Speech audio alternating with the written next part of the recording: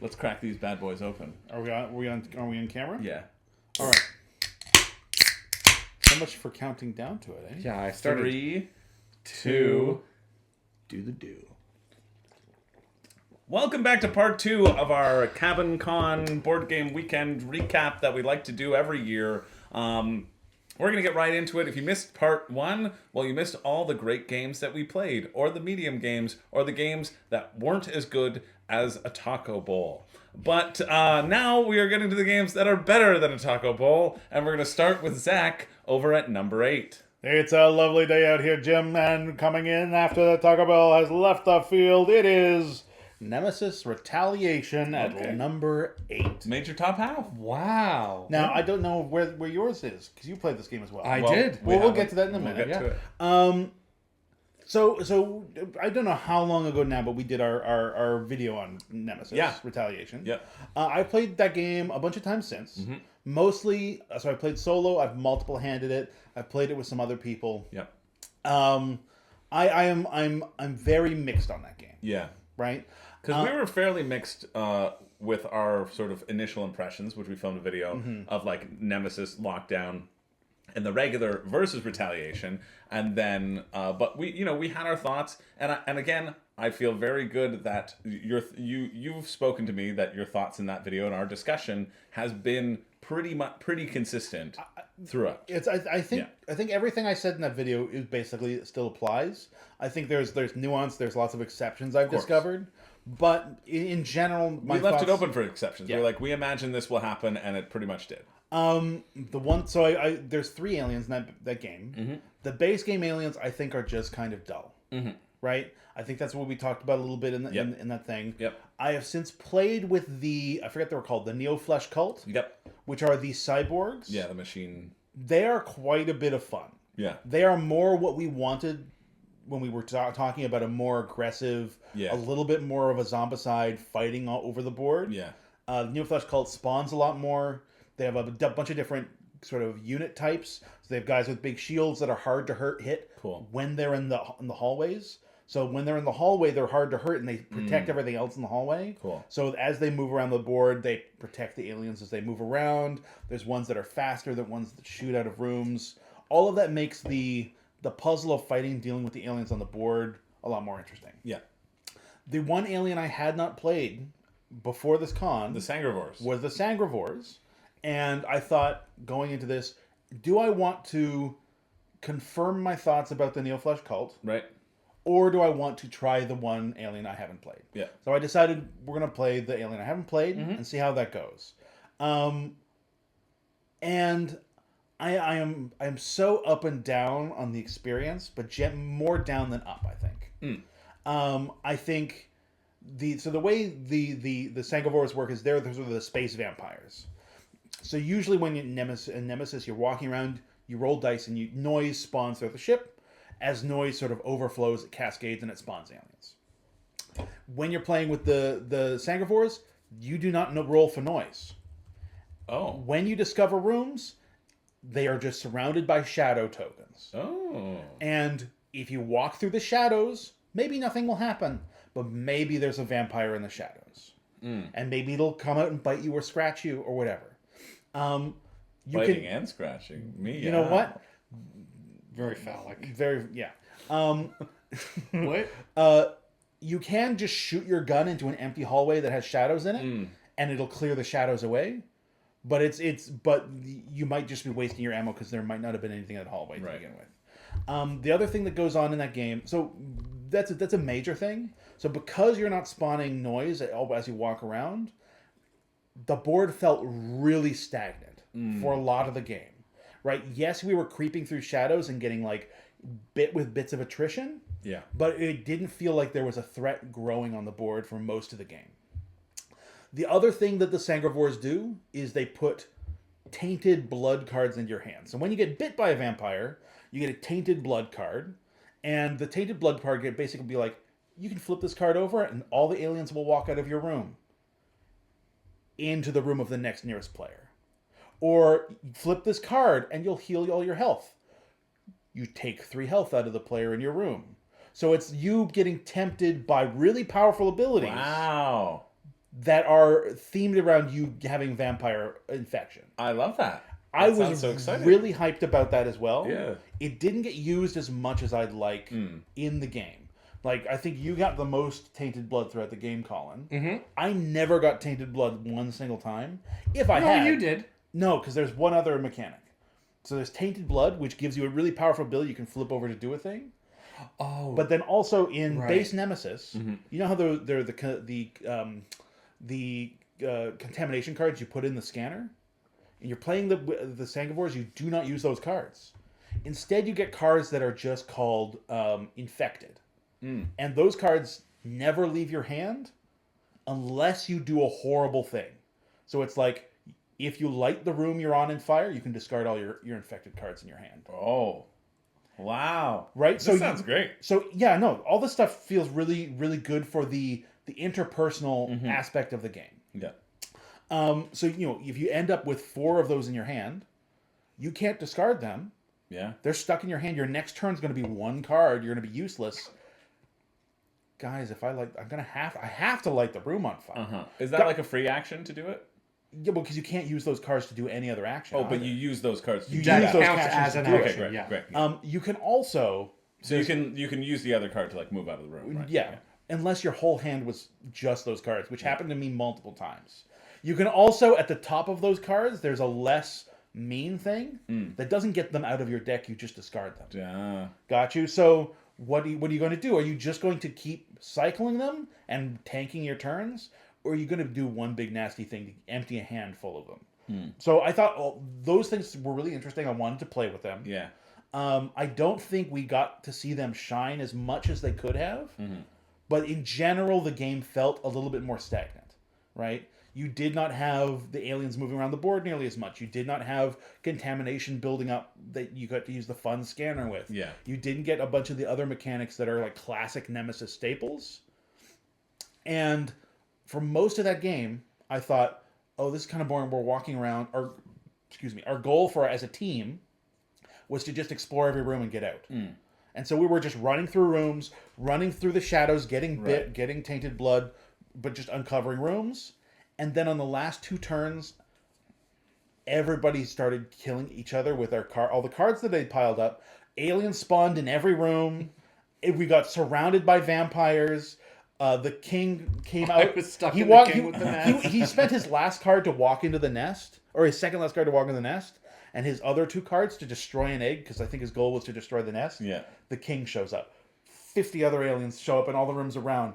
It was insane, and we all of us got killed in 1 turn. Yeah. And so for most of the game, I thought it was really mediocre. The last 2 turns were the 2 most exciting turns of Nemesis I think I've ever played. Interesting. So it was Cool. really inconsistent. Yeah. I'm curious about playing Sanguivores again, but it's also, at this point, I've played Nemesis Retaliation a bunch of times and had really mixed experience each time. And my crisis now is like, is it worth it digging deeper in search for gold, or have I seen really what the game is going to be? Right. And it feels like I've seen what the game is going to be. Yeah. But those last 2 turns were great. Sounds great. It's that building pressure, right? Yeah. I don't know. I can't wait to see what you thought about it later in the list. Yeah. Yeah. Cool.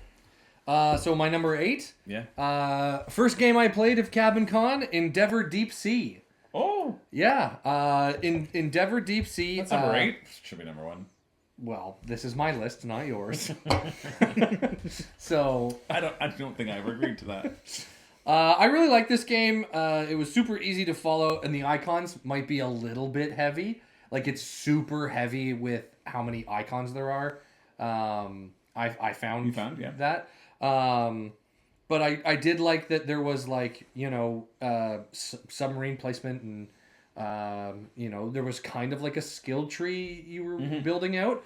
But I loved it. Thematically, I thought it followed beautifully, and I love the idea of, I have to get this specific person to do this specific action, excuse me, and then, okay, so now I need to, the puzzle of getting your submarine to be able to go deeper to get the better tiles. Yeah. It's a really fun game, Yeah. and And this is one that I would definitely probably pick up for myself. Yeah. Yeah. Yeah, I absolutely loved it. Love Endeavor Deep Sea. It's for sure, like, I now have a copy. It was like a 5 out of 5. Yeah. It was like best of the year for me. It won the Kennerspiel, hey? Like, that's the best of the year. Really? Like, German board gaming. Yeah, for like the more complicated board games. Okay. I love Endeavor. I described it in my review. It's just like dopamine. Because like everything you do gets you something. Yeah. No matter what. No matter what you gets do, something. you are always walking away with a reward. With something. It's very fun. Although I know I described it to you like that, and then you felt like you were going to get more. I had when we false first played it. expectations because I thought I thought everything I did was going to give me more resources to feed back into the engine. Yeah. You just got to dive deeper. I did, yes. That Yeah. should have been my goal. Yeah. Yeah, so that's your number 8. Yeah, Endeavor Deep Sea, number 8. Sick. Yeah, Endeavor Deep Sea is great. Yeah, my number 8 is Ethnos. Oh, man. You know what? The top of this list is great. Yeah. So far, this sounds great. This is a good list. Yeah, Yeah. we're now in the top half. Yeah. Remember, the cream of the crop. Yeah, the cream The of creamed burrito corn of the board. crop. Yeah. So we played Ethnos. We played the second edition. I'm just getting up on the screen right here. I'd never played Ethnos before, and I'd heard such great things about Ethnos that I was very excited to try it when it was in George and Ken's bag. And I don't know. I really enjoyed my play. Yeah. Like, I enjoyed it. It was midway through. When I first started playing it, I was like, oh, we're just going to play the same game 3 times. And that's silly. But then I kind of got over that fact because the drafting, you become a little bit more intuitive about the drafting. The things I liked about Ethnos was the potential for randomization with the different clans, how you're mixing in 6 different abilities and you're Yep. trying to combo those abilities. It felt kind of like Ticket to Ride area control in the sense that you're just kind of drawing cards and hoping that they match up. And if they match up, then yes, you get to do that power. And so I think playing at 5 people also made this very quick. To play it at a fewer people, you would get so many more cards out, and like you could really build towards different things. But yeah, I liked the variability of it. I really enjoyed building the different sets. See, they had a good time. They had fun. Those people. Yeah, I really like I love the variability, and it was good. It was good. I don't think I was as blown away. I feel like I had Ethnos super hyped up in my head. I'd heard about it so much as like the ultimate area control game, like the ultimate quick area control game. Right. And for me, I liked drawing the cards and making the connections, but you know, the bears got you so many points, and I barely saw any cards of bear. You know, Right. and so like I felt at the player count, it felt a little bit random, and so I'd be interested to play it at a smaller player count, so that you could feel like you've invested a little bit more in your choices, rather than letting the cards kind of dictate what you did. I really think a smaller player count game of Ethnos would be good. Yeah. 'Cause Yeah. the game ends when you draw 3 dragons. Yeah. And the deck size does not change if you're playing with 5 people or Yeah. 2 people. Yeah. Right? One of my biggest complaints, I realized I didn't put Ethnos on my list at all, so okay. I'll talk a little bit now. Yeah. But one of my biggest complaints about that game, Put a Ian, El Pastor bowl. listen, you Yeah, have to it's take the your freedom priorities. The priorities, Colin. Yeah, sorry. You'll have to, and then you'll have to look and see where you would have put it. I'll have to figure that out. Yeah. But I think though my one complaint in playing it was that I felt the map was not as dynamic as I'd like it to be. Uh-huh. It felt like as soon as someone placed onto a spot, they pretty much had it. Yeah. As soon as they placed their second thing on it, they were absolutely scoring it. There was no. There was so many cards had to get drawn That for you to be able to make it in order to attack on take it. space or challenge space. Yeah. That like making the choice to go for a spot was such a turn commitment that Yeah. the game could end as soon as you made that choice. Yeah. So it felt really unrewarding to attempt to do those things. Yeah. But yeah, that's my own biggest complaint about it. Yeah. Nice. And then you'll have to look and see where you would have put it, we'll would take have a look slotted now. it in. But yeah, that was my number 8. I think it's a good game for sure. I like a lot about it, and I'd be happy to play it anytime somebody wanted to play it. You know, it's not one of those Yeah. games that I'd ever turn my nose up at. Somebody would be like, I want to play Ethnos. I'd be like, yeah, okay. it is the variability of like the different clans you can have did give me the immediate sense like I want to play this again. Yeah. I want to see how it changes. Yeah. Yeah. For sure.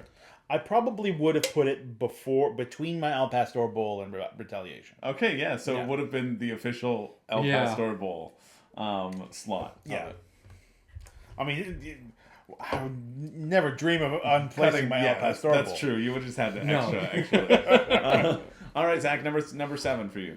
Number 7, Rings and Things. Things and Rings. Things and Rings. I think that game is so clever. It's awesome. I think it's very clever. I think, yes, the hard version of that game is 3 rings to do a, whatchamacallit, that circle graph. What you call it? Venn diagram. A Venn diagram. Because the mic's in the way. Oh. A Venn diagram. But I don't think I'd ever want to play it without the 3 circles. No. I Right? would never. That's why I started with 3. I think part of the joy of it is seeing... I'm still trying to learn. Oh, it's just framed perfectly over your face. That's why I'm... I think part of the biggest joys of that game for me and the puzzle of it was, for example, in one game, I think the first card that got played in the word rule ring had 2 O's in it. Mm-hmm. And the next person thinking, oh, the rule must be 2 letters that are the same. Yeah. Put it in. It worked. We went around like 10 times Yeah. putting words that had double letters there, and then someone put a word that had double letters, It didn't work. Cool. and we were like, the rule is not double letters. All the double letter words we put in that ring have just accidentally met the other rule condition Yeah. of that ring. Yeah. So all of the information we thought we had was false. It was fake. Yeah. Right? One of the great things was I think we were doing context. And I think the actual rule was things in an office. But what was getting placed in was like very vague, like, yeah, that could be in an office. Yeah. So it was going in that ring. And then someone placed something wacky, and the person was like, yes, it goes in that spot. And we're like, that's not the rule. It's not office, because a dragon wouldn't be in an office. Yeah. We've completely got. Oh wow! You know what? We shouldn't have done Mountain Dew. I'm a little belchy. I'm sorry to all those people out there who maybe heard that. I barely heard it. I'm sitting right here. You're good. Anyway, I think that's so good. I like the puzzle of it. It does feel like as a puzzle in a game, it is better if more people around the table are gelling with the puzzle, right? Yeah. I played a couple of games of it. I think you were going out to get food. Yeah. And people around the table were just lost. Yeah. And they were playing things randomly. And they weren't playing things to test a rule. Because one of the big things you'd be like, I think this might go there. I'm going to put it here instead to see if it works. And then see where it goes. It didn't feel like people were playing to learn information, right? And so when you're playing, especially in a larger group, I think we had like 8 people at a point, and a bunch of people were just randomly playing cards because they were lost. Yeah. It felt like instead of getting 8 bits of information, it was that's a clue. Yeah. And it felt like that slowed it down a lot. On the other hand, there was a couple games where I knew someone was hot on the heels of figuring out the yellow rule, and someone was hot on the heels of figuring out the red rule, and I was sitting in the middle being like, if they've got those, I gotta figure out the blue rule, and then I'll leech off of the information they've gathered. That feels really good. Yeah. But as a puzzle game, I think you need the whole group to be cooking the goose, or else you're gonna end up with something raw. Yeah. Yeah. Yeah, that's why you shouldn't play it with me. No, listen. Sometimes you need the greater fool in the room. Yeah. Yeah. All right, Colin, what's your number 7? My number 7 was Ethnos. Oh, okay. Nice. Yeah.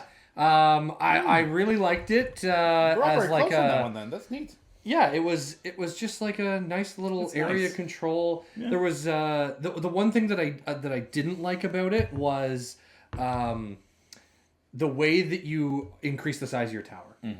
That you could only do one at a time. You could only do one at a time. I initially had thought, okay, so I'll just collect like 4 of this type, and then drop a 4. Yeah. No, Yeah. it doesn't matter how many cards you play in front of you. You're only ever putting one little house on top of your other Well, house. because there's so much inherent risk in waiting to get a larger hand. Yeah. It feels like the time you want to do the larger hand is as soon as possible, right? If you could play a huge hand as your first action, that feels safe. But playing a huge hand later to steal a territory feels so unsafe, right?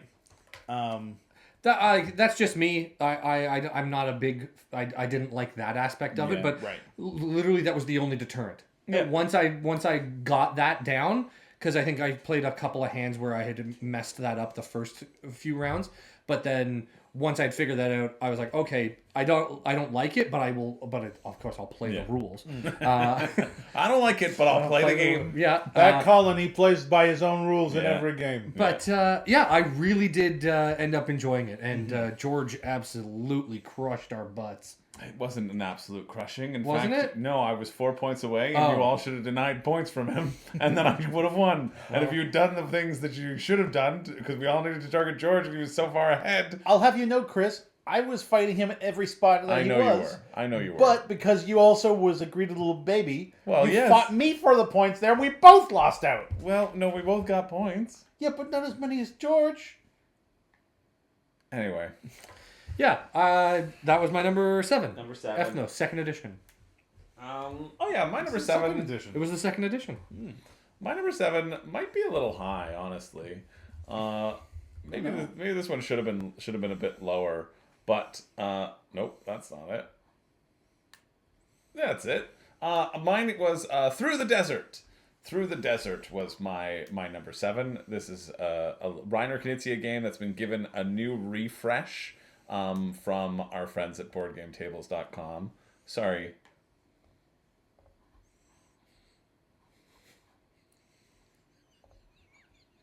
You can see how long it takes me to pull these up, eh? 'Cause I have to go to the Wayback Machine. What are we going to the Wayback Machine What is for? the Chris? Wayback Machine? The Wayback Machine lets you look at web pages as they were on certain dates in the past. Oh, So you could look at like the news. You could look at like the like New York Times front page from like 10 years ago. 19. All play. Or like a forum post from a long time Oh ago. my god. He's so scary. That's Nasty Chris. That's what we call him. That's you, but nasty? Yeah.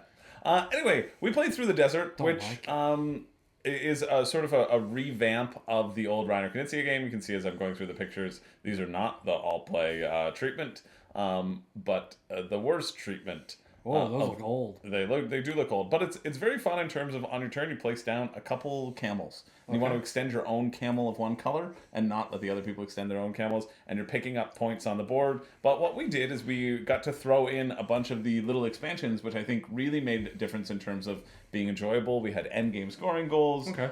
We had a new rule that came up anytime somebody touched an oasis, like you could no longer play blue camels. You have to play different camels. And so that was really fun. We had a bunch of different tiles on the board that you could collect for set collection. And so all of that, throwing it all in as one, really made for a nice, easy area control experience. And I liked the tactics of it. I liked the placement of the things. I liked how everybody kind of got boxed in. We were all fighting for space.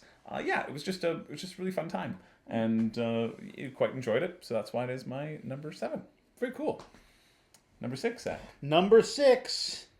Unlimited power. Yeah.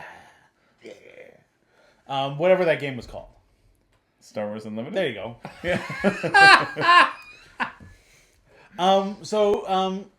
Chris somehow managed to receive a booster box of Star Wars Unlimited, and I remember a couple weeks / month ago, Chris was like, I don't know what we're gonna do with this, and he talked with our friend Reed. Yeah. And Reed is big into Star Wars. Love Star Wars Unlimited. Has so many decks. And like goes to tournaments. He's going to nationals. I think he does very well. Yeah. Wow. Yeah. But anyway, and Reed was coming to CamonCon, and Reed said we should do a draft. And so 4 of us got together. We each got, what was it, 6 packs from there? Yeah, because it's 24 in total. Yeah, so we each got 6 packs, and we did a draft for Star Wars Unlimited. I've never done a card game draft of any kind. Neither have I. Yeah. I had so much fun doing that. And I went in thinking, okay, we're going to throw together some quick decks. I thought that the way the draft would work, we would just open all of our packs and chuck together the best deck we could and go. The fact that you go pack by pack, and drafting one card every time. Draft one, but took us a long time, but it was very fun. I was engaged the whole time. That's really cool. So you'd open a pack, you'd look through, take a card. And then it would. So we'd each open one pack, and then we'd draft from that pack. So I'd take the first one, and then I'd take the second one from that. Right. And then once those packs were done, we open another pack. We do it again. Oh, that's really fun. And so the first thing 14 cards each. And so we opened all the packs first. Yeah. And so in Star Wars Unlimited, you have two things. You have a leader, like Han Solo, who is like gives you a power. Yeah. And then you have a location, which gives you the colors you're allowed to put in your deck. Yeah. And so we opened all of our packs first with all the leaders, and we did a draft for the leaders. So we knew, like, okay, I have a bunch of good evil leaders, and I've got a lot of good green and red leaders. Yeah. And then when we did the actual draft, I know I was aiming for maybe evil, maybe green, maybe red. Yeah. Oh, okay. Yeah. Got you. And then so we drafted those cards. Yeah. We were denying card Zach and I ended up doing evil decks, and Reed and George ended up doing good decks. And I consistently looked over, and I was like, he's got so many. I think it was green cards. So I was taking, and I wasn't going green. But when I saw good green evil I wanted cards, those green. It was so fun. I wanted those to I come was back just around taking to them me. to deny him. You jerk. I was wondering. I was like, nobody needs this card. I know. can send it around, and then it disappeared. My every pile, time. every shiny green evil guy, I took out of the pack and I put in my little discard pile. Anyway, we did the draft. The draft was really fun. Yeah. We also did, what was it called? The Twin Sons. The free for all, right? Yeah. Twins. Well, Twin Sons because you have two leaders, and then we just played a free for all format where it's everybody versus 4. So if you kill somebody, you heal 5 off of your base, and when somebody dies, the game's over. Whoever has the most health on their base wins. The game's over, but everyone finishes out that round. Except for the person who died. Right. I had a lot of fun with that game. I thought that because the other time we played Star Wars Unlimited, we played the Battle for Hoth intro set. Yeah, the basic one. Which sucked. I was so unimpressed with the game there. Yeah. In part because the intro set has lots of cards. Like they have a completed Rebel deck and a completed Empire deck, but all the cards are almost all blank. Yeah.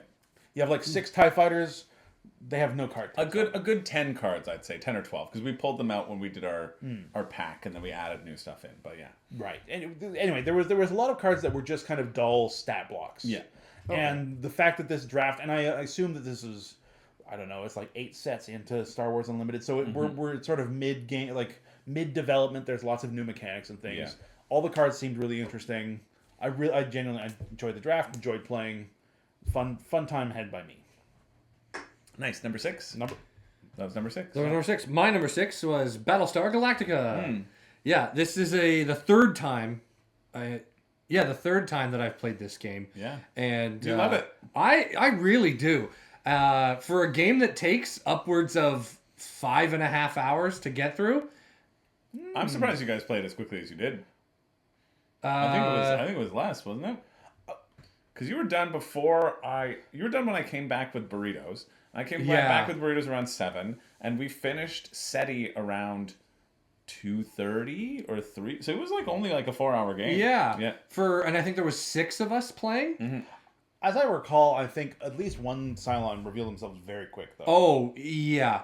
Yuval's friend LJ revealed as a Cylon, I think we had only made one jump at that point, maybe 2. But it was very quick and early on. It was before we even got our second roll. Yeah. And the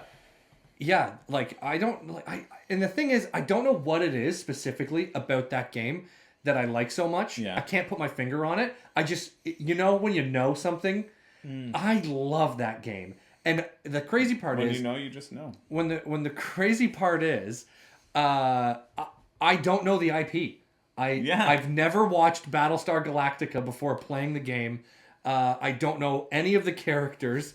I don't know the lore behind it. I thought you said you were on season 2. But now you know. But now I know. Okay. So did you had started already watching? No, I started watching after the con. Yeah. After the con? Yeah. Yeah. Wow. Yeah. That's fun. Yeah. So we're already at season 2. It's been 4 days. Yeah. 6 a day. Man, there's been a snowstorm. It's been What a do you snowstorm. expect What are you me gonna to do? I watched yeah. a full season of Traitors. Heck yeah. Yeah. I should have been filming. Yeah. Oh, so we have to talk Battlestar Galactica later then. This Okay. is exciting. Yeah. Continue that. So yeah, this and it's crazy that it took me this long to get to it, but this game has actually spurred me to start watching the show. Cool. Because I feel like once I know what the characters are, and then I'll have a better understanding of the game and the character motivations and the character specific abilities and why they have that specific ability. I think it's going to further my enjoyment of the game lore wise. Mechanics wise, I don't think there's anything wrong with that game. I can't find anything wrong with it. You don't mind that half of the game you means nothing because then you get new roles? Yeah, I like that. Yeah. Because I guess lore wise, it makes sense if you don't know that you're a Cylon, Yeah. and then Boom, you're Oh, activated. I'm activated, I'm a Cylon. You're the Cylon. It fits lore wise. Or if you're Guy's Baltar and you're hoping the whole time that you are a Cylon. That you are a I Cylon. better be evil because I'm doing the evil stuff. Exactly. Yeah.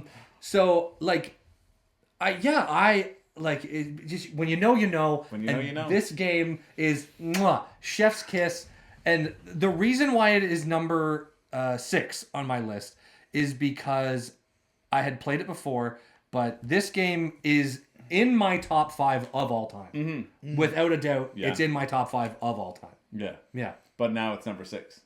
But it's number 6 on the list from games that I played this weekend. Yeah. From this past Whoa. weekend. Yeah. It gets higher. It gets higher in my all-time games list. Woo! Yeah.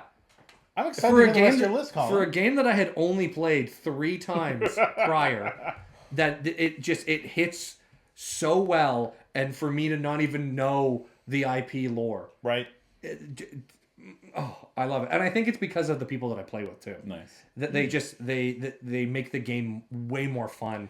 That group of people really loves Battlestar. Oh, yeah, for sure. Yeah, it is, and it really upsets me that it's out of print.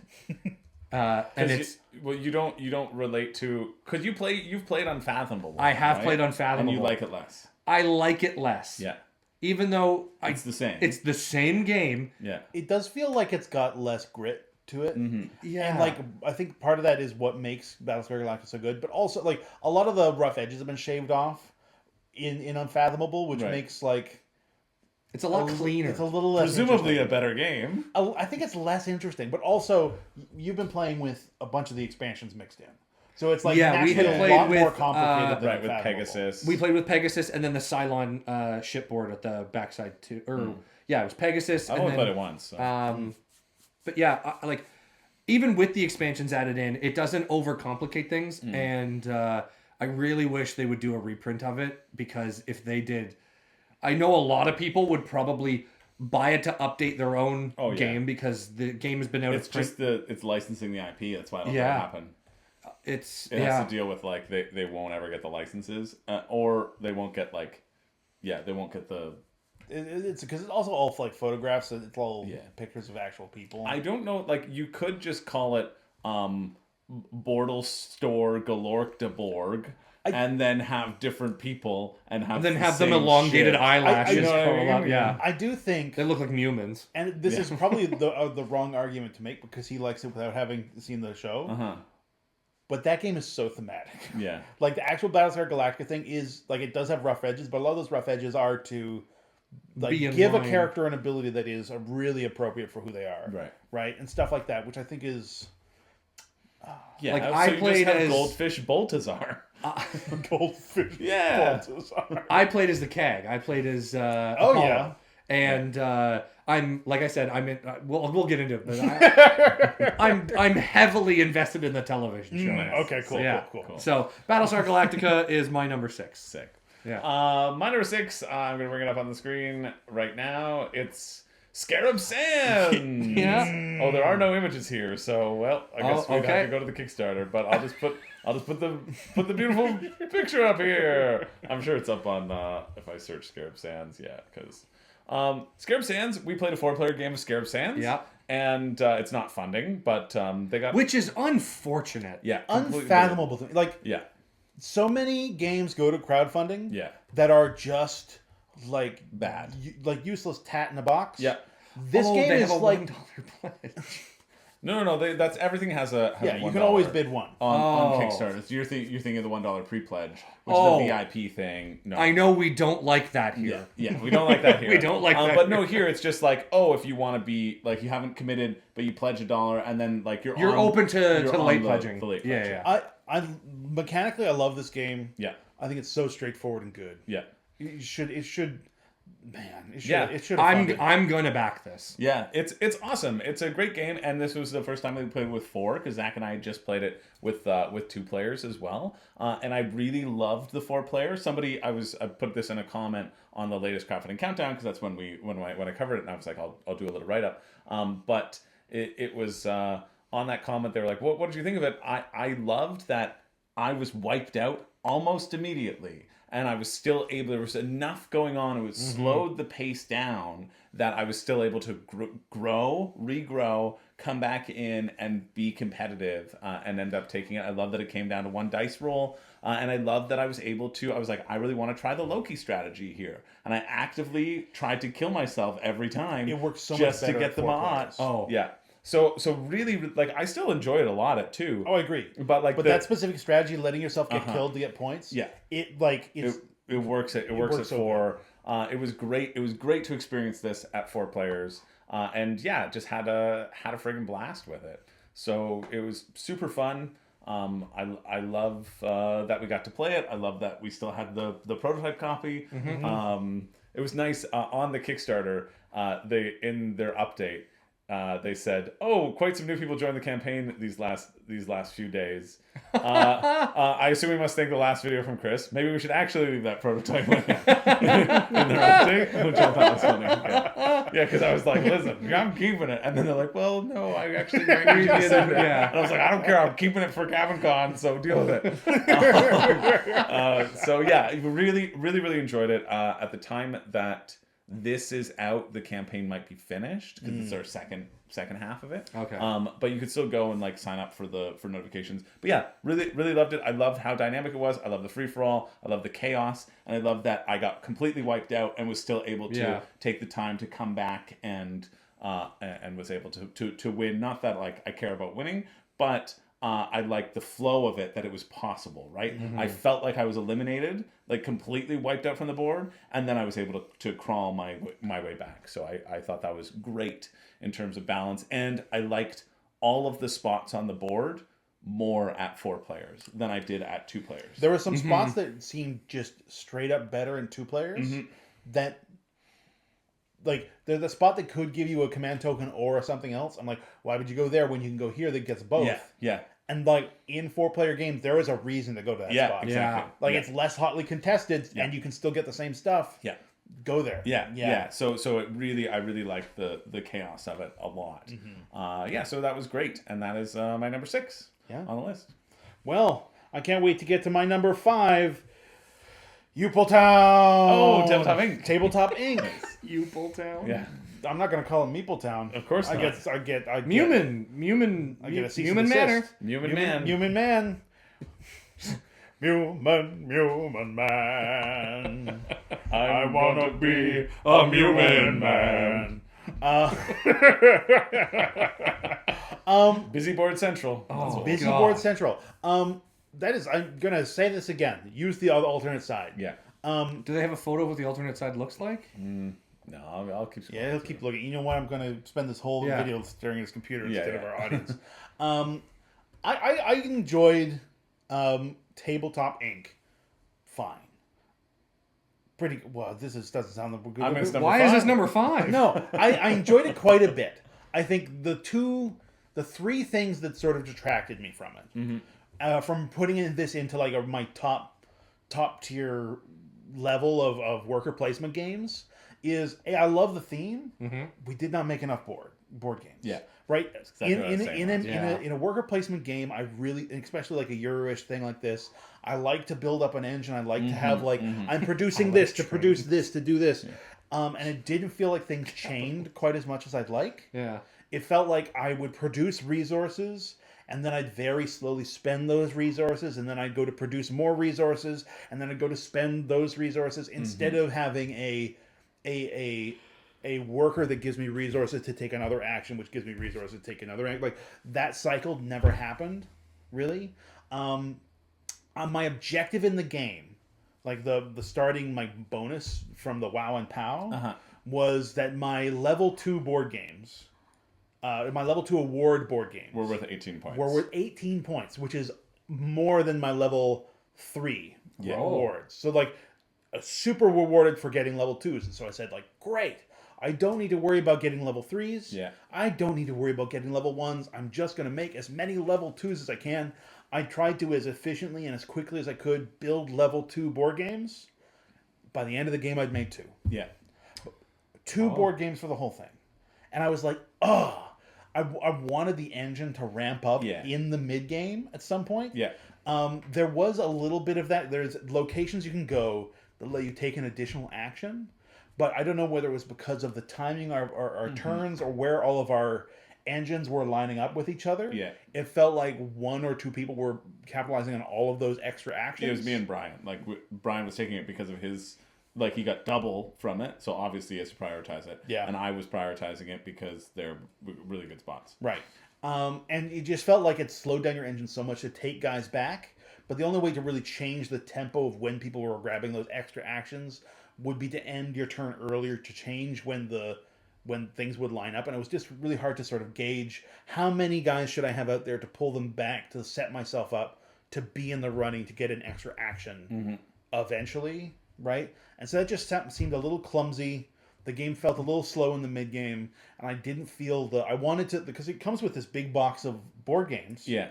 I wanted to have like a stack of like, look at what my company has produced. Yeah, but you only got to make But a couple. at the end, I got to hold up like one box and another box that was half full and be like, look at be a successful board game designer. Like, look, a board game designer sat down and said, what is the dream life of a board game designer? Make one game. To make one game and get mediocre points for it. But to try really hard for hours. Yeah. And I'm like, okay, you couldn't have dreamed bigger Tabletop Inc. You couldn't have built an empire of board games. Yeah. But that's I think the only thing that holds me down on it, right? I think if there was something in the mid game that just ramps it a bit, that would have brought me a little bit more of the what I wanted. Yeah. I think that's the reason why it was on the bottom half of my list as well. Not that I didn't enjoy it. I think it's quite pleasant, and I think I will turn to it decently frequently, to be honest, because I think it's like a great theme, and it's light, and it does what it does. But I do wish, like you said, you could do it. You could build more stuff. Like, you could just extend the game longer, but I don't know if I would want to extend the game longer, because, like, you're just taking more time to do. You're just playing 2 games at that point. Because there isn't really much engine building. There is just worker placement, and like nothing really scales. Yeah. But making the game longer would just make more of the same. It wouldn't. Agreed. Like, Agreed. Sometimes if you add an extra turn, things would explode too big. Yeah, but like there's no the engine engine builds too high. Yeah. But it would be you. I don't think you could get an extra board game with an extra turn. I also really like the prediction. I feel like I was the only one who's really doing it, but making predictions about what other people were doing. And I did look it up actually on the rules. If it's only on the forums, rather, it's only when somebody puts a meeple on that space, not if they take an extra action to do that action. So I think we were playing a little bit incorrectly with the predictions, which I think that makes me like it a little bit less, because then you're just like, okay, well, I know you're predicting that I'm going to build this thing, so I'm going to go over here. Makes it a lot less, makes it a bit more random too. Right. I don't know if you checked in on Ken and them when they played the smaller game later, but they went like quadrupled down on the predictions. Yeah. The one I don't forget who Ken was playing with. Royce, but I think Royce only made one board game, and it was like a really low level one, and he just predicted every action Ken made for the whole game, and just got so many points. That's funny. Wow. Like he creamed him in points. Yeah. But he didn't focus on the board game. He was just like, you're going to do this. Which is also, I think the predictions are supposed to change at 2 players as well, which they may not have implemented. Right.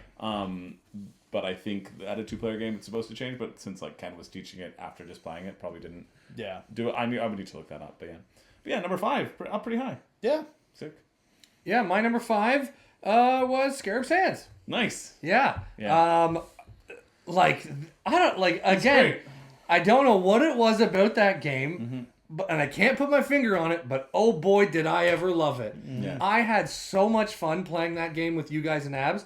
It was incredible. Yeah, there was dynamic. The It rolls was, were like, fun. The special die that you get for controlling that Oh, area, those are so good, and then the if you obelisks. control all three, like there's just for such a simple game, there's so much going on, but it's not complicated.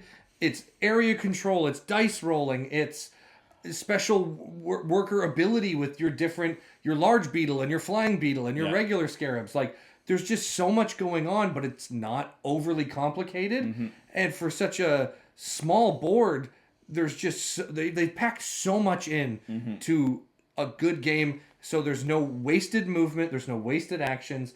Every space does feel valuable. It doesn't matter if you go straight up the middle to get nothing at first, but then you're right at the top to be able to get rid of an urn. And yeah, like every spot felt there was some value to being there and controlling it. Also, because it was a 4-player game, even the existence of another player's things could make a spot valuable. Yeah. Oh yeah. Because you want a guy to die, Colin's there and he can't get out of that spot. I don't care what the spot does. I want to go. I want go him. in and I He's wanna got die. to kill me. Yeah.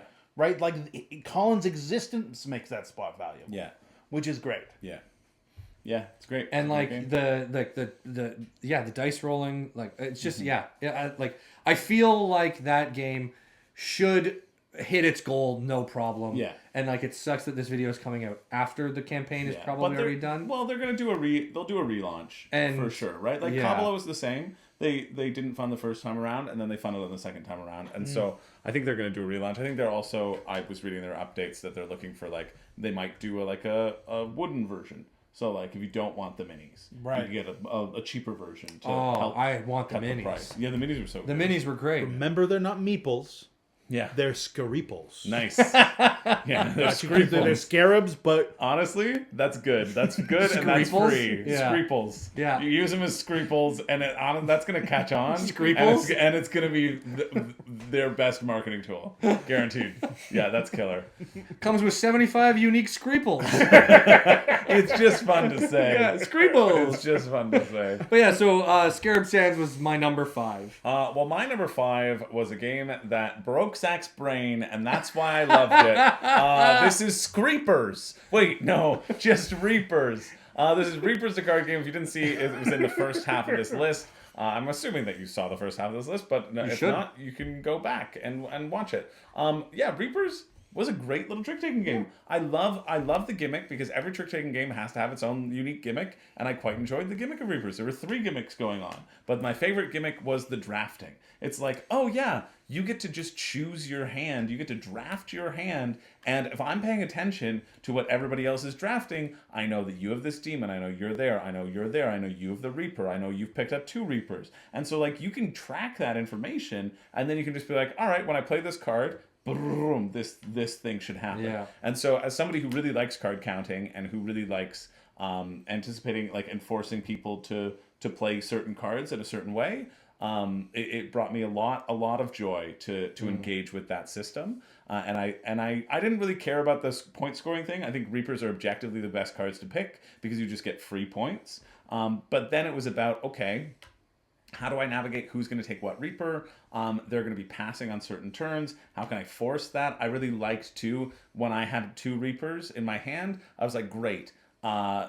Royce is feeling like he's going to win all these tricks, so I know I'm going to get to go first. And then I know I'm going to get to a second. Because if you play 2 Reapers in the same hand, it's not going to... They don't work. Only the first one scores. Only the first one gets to take points, right? And so being able to really manipulate it based upon the little bit of information, and the drafting goes really quick, so like I wasn't tracking every single card, but I was like tracking a little sensation of like, okay, this person has a lot of trump, or this person has a lot of this, and so you get just a general sense of what's going on. And so I really appreciated that tracking, and I really liked being like, okay, I have these 2 demons in my hand, I know I'm going to win them, I know I'm going to get 0 points, I'm going to hopefully not do that, or I'm going to go straight for demons, and I know what's going to be left over in the draft, so I know there's going to be a couple high cards. I'll take the Reapers, I'll take Demons, and then I'll make sure to reap my way into doubling those points. And so like those little decisions, that like kind of the ripple decisions that can happen, I quite enjoyed. So I was very happy to play that as a trick-taking game, and had a lot of fun.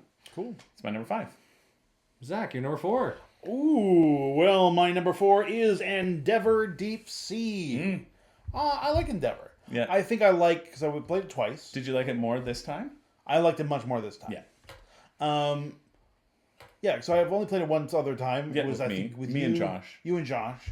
And I remember, like, stumbling over the rules a little bit. The whole time I was playing Endeavor at the Cabin Con, I was like, man, Zach, you have to play games more than once. Because I just start to get a handle of them, and then I forget about them completely. Yeah. And I was sat down to play Endeavor Deep Sea, and I was like, I remember this game. I know what I want to do. Oh, I'm doing so much better than last time. And it felt very good. I think Endeavor's just a solid game. Going to all the spots feels really great. I think the one thing that hung me up on the game this time, and I think it hung me up last time as well, was in the end game scoring on the card. There's a scoring condition that gives you points for having the most discs in that row or column, and there's a scoring condition that gives you the most points for having discs in different cards in that row or column. And I got those mixed up. I felt very consistently. So I had like one card completely full, and I was like, that's 20 points. That's going to score for both of those things. But then it got me 1 point in the end because I had discs on that card, 1 point, but it wasn't the number of discs. It wasn't scoring for the number of discs in that column, right? Which made me feel really dumb afterwards because I only realized that in the scoring at the end, and I'd spent the whole game basically filling But that's out just the because cards. like you weren't paying attention to the scoring condition, Right. or it wasn't explained correctly. No, I think it was explained correctly. I just didn't notice. Yeah. I got zoned in doing something that felt really good. Yeah. But that's not a fault of the game. That's the fault of Zachary. I super enjoyed that game. That was lovely, and I thought it was a great way to start. I think that was literally the first game we played. Yeah. Yeah, It was I the think first we game. walked in. Yeah. We got lost in the weird cabin. We assembled the inserts. You guys assembled finished the Nemesis inserts. and went up and played, and I assembled inserts for another hour For and a another half. 3 other games. Well, but I got Salt Fjord, Great Western Trail, New Zealand, Lorenzo. Yeah. What was the other one that I did? Wonderland's War.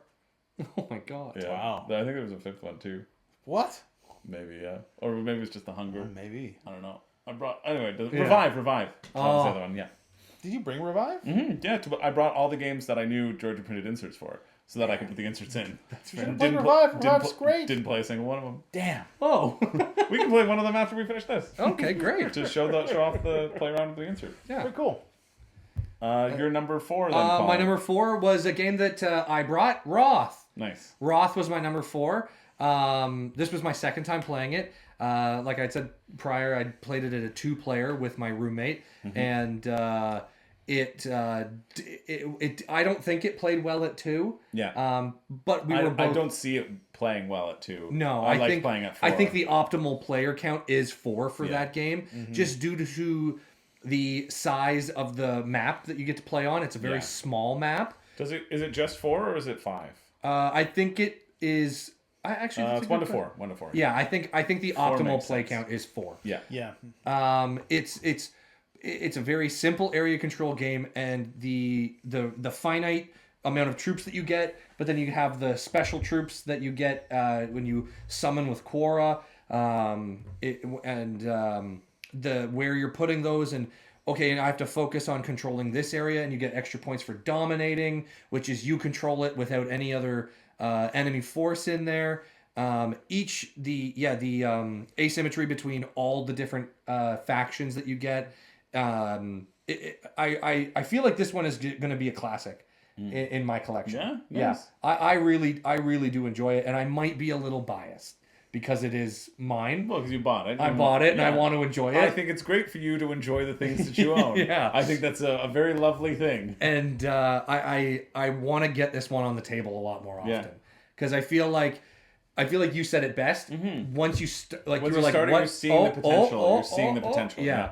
And I feel like now that I want to get more people to learn it. Yeah. So then everybody's played it at least once. They can get pull that it same out, arc. yeah, and You then can play it out because once you learn it, it's a very simple game. Yeah.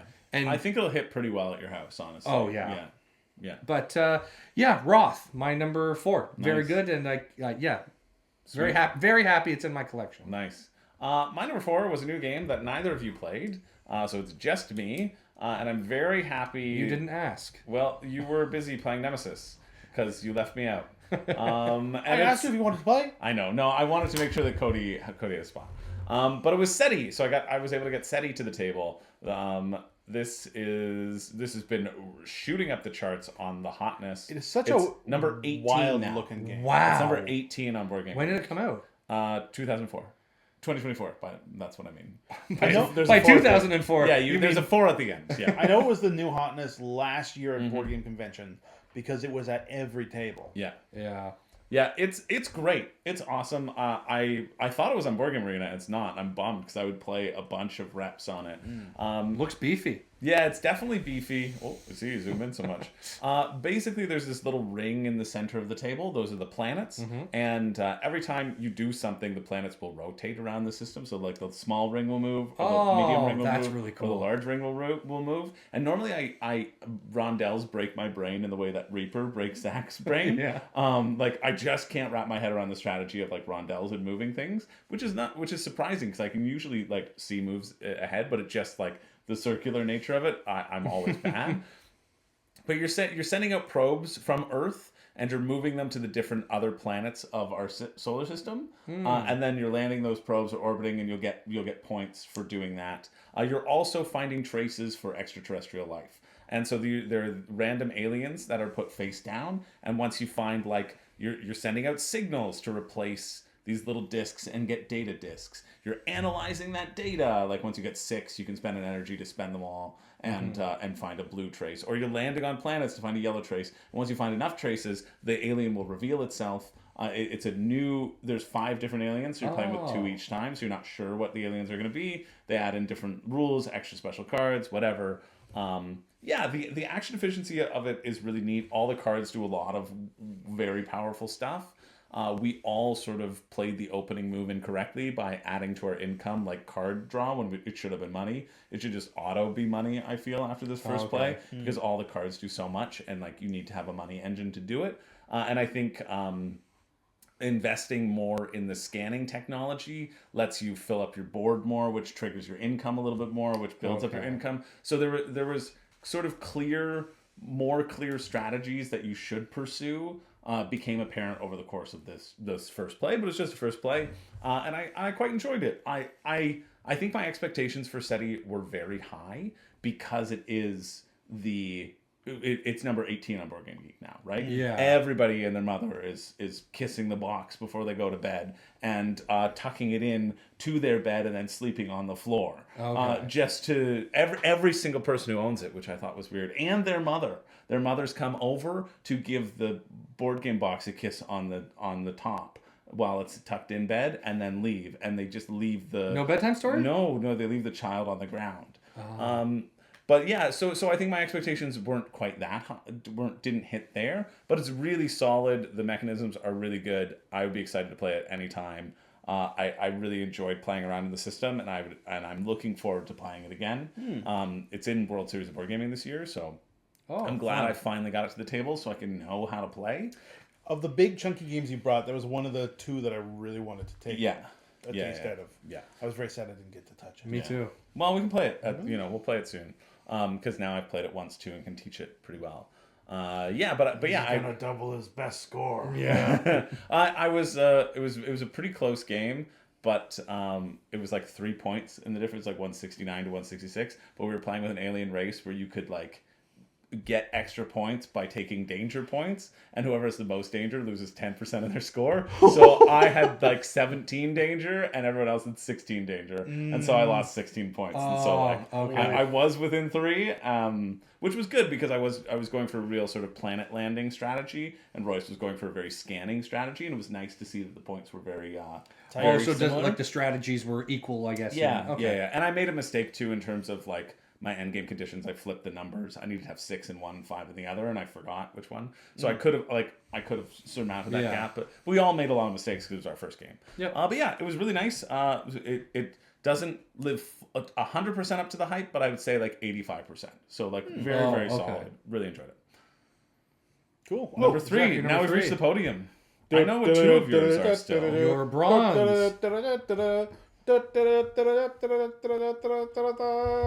the desert. Through the desert. Oh, Through the desert. Nice. Okay. I'd forgotten this one was on your... Game melted my eyes. Yeah, It was painful to look at this game. because of the different colored camels. Yeah. So did you play this? No, game? I did not play through the So desert. in this game, It was the one that I was the showing player you. colors have Yeah. there's 4 different player colors, I think, It's right here. and they are like 5. 5? Okay. There are 5 different player colors, and they are like eye-searing pastel colors. Yeah. These. Oh, these aren't that bad. Well, these are the camel colors, but the player colors are on the camel. Oh, I don't like that. So if, for example, Colin, Oh, wait, the player color is on top of... Yeah, it's not that bad. this Oh, okay. is the yellow player's green camel. Yeah. This is the blue player's green camel. Yeah. Right. So there are 5 different colors of camels Okay. and 5 different player colors. And imagine all of these lined up all over the board. Oh, that's... And so you see tons of different green camels, but only one little yellow guy on a green camel. You got to figure out which line of green camels is your line of green camels by finding your one yellow guy attached to that line of green camels. You've been the one building it out, so like you do. You have should some sort know of sense. where your path is. Yeah. Anyway, Okay. it is just very hard to look at as Yeah, a game. I can see that. I think the whole time we were playing it, I was like, they should have done shapes instead of colors for the Yeah, players, I agree with that. or something like that. Because it ends up looking like something like this, right? Oh, wow. So like here, this is the like if we look in, this is the orange player who's attached to this group of camels, right? And then this is the purple player on that group of camels. So you just have to find out where that's the red player on this group of camels, right? Oh, God. It's just hard to I know look at. that's the old one, right? That's the old one, yeah. Yeah, at least this is an improvement. It's better. It's an improvement for sure. Anyway, I thought it was very hard to look at this game, but I enjoyed the puzzle of it quite a bit. Yeah. I think, like what I've discovered with a lot of games that we played at the con, I'm not going to be good at it until I play it again. Yeah. Because the whole first game, I thought we were earning points for having the most camels along the outer edge, and I thought that the inner mountain range counted as the outer edge. Yeah. Because it has the Not same. the whole. Yeah. You realize halfway through, but by then you don't. Right, but by then I had already placed like 25 camels around that mountain. Oh, God. Anyway, I'm sure it wasn't 25. I'm sure it was 7. I started on the top of the bottom side of it. Uh-huh. I went all the way around. And also that dipped objective down, touched was it. only worth 10 points anyway, which you could have gotten by getting 2 of the set collection symbols. So what you're investing your time into was not effective regardless. Would have been more effective if it got me any points. Anyway, but I enjoyed the area control aspect of that. I think a lot of the choices I made would have been a lot better if I had more confidence in some of the different rules and interactions going in.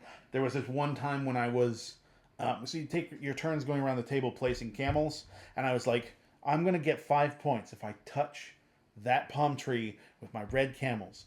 And Chris had like a guy here and a guy here, and I was like, if I get through them, I can touch the palm tree. Mm-hmm. And I would place a camel, and then would go around, and I would place a camel, and I'd go around, and I would place a camel, and I would go around, and I'd place a camel, and I was like, oh yeah, I'm gonna make it, and I would place a camel, and I'd go around, and then Chris placed one, I was like, ooh, but there's still a gap, and then it went, and then someone else placed the other camel to block my path. So that line is now null and He void. scored no points. Yeah. It was It's like so a sad. better Blue Lagoon. I don't know if we ever played Blue Lagoon. Probably. Blue Lagoon sounds very familiar. Yeah, it was that one with like the kayaks and the lagoon. Yes. I don't remember the Was it lagoon, blue? but I remember Yeah. kayak. Yeah.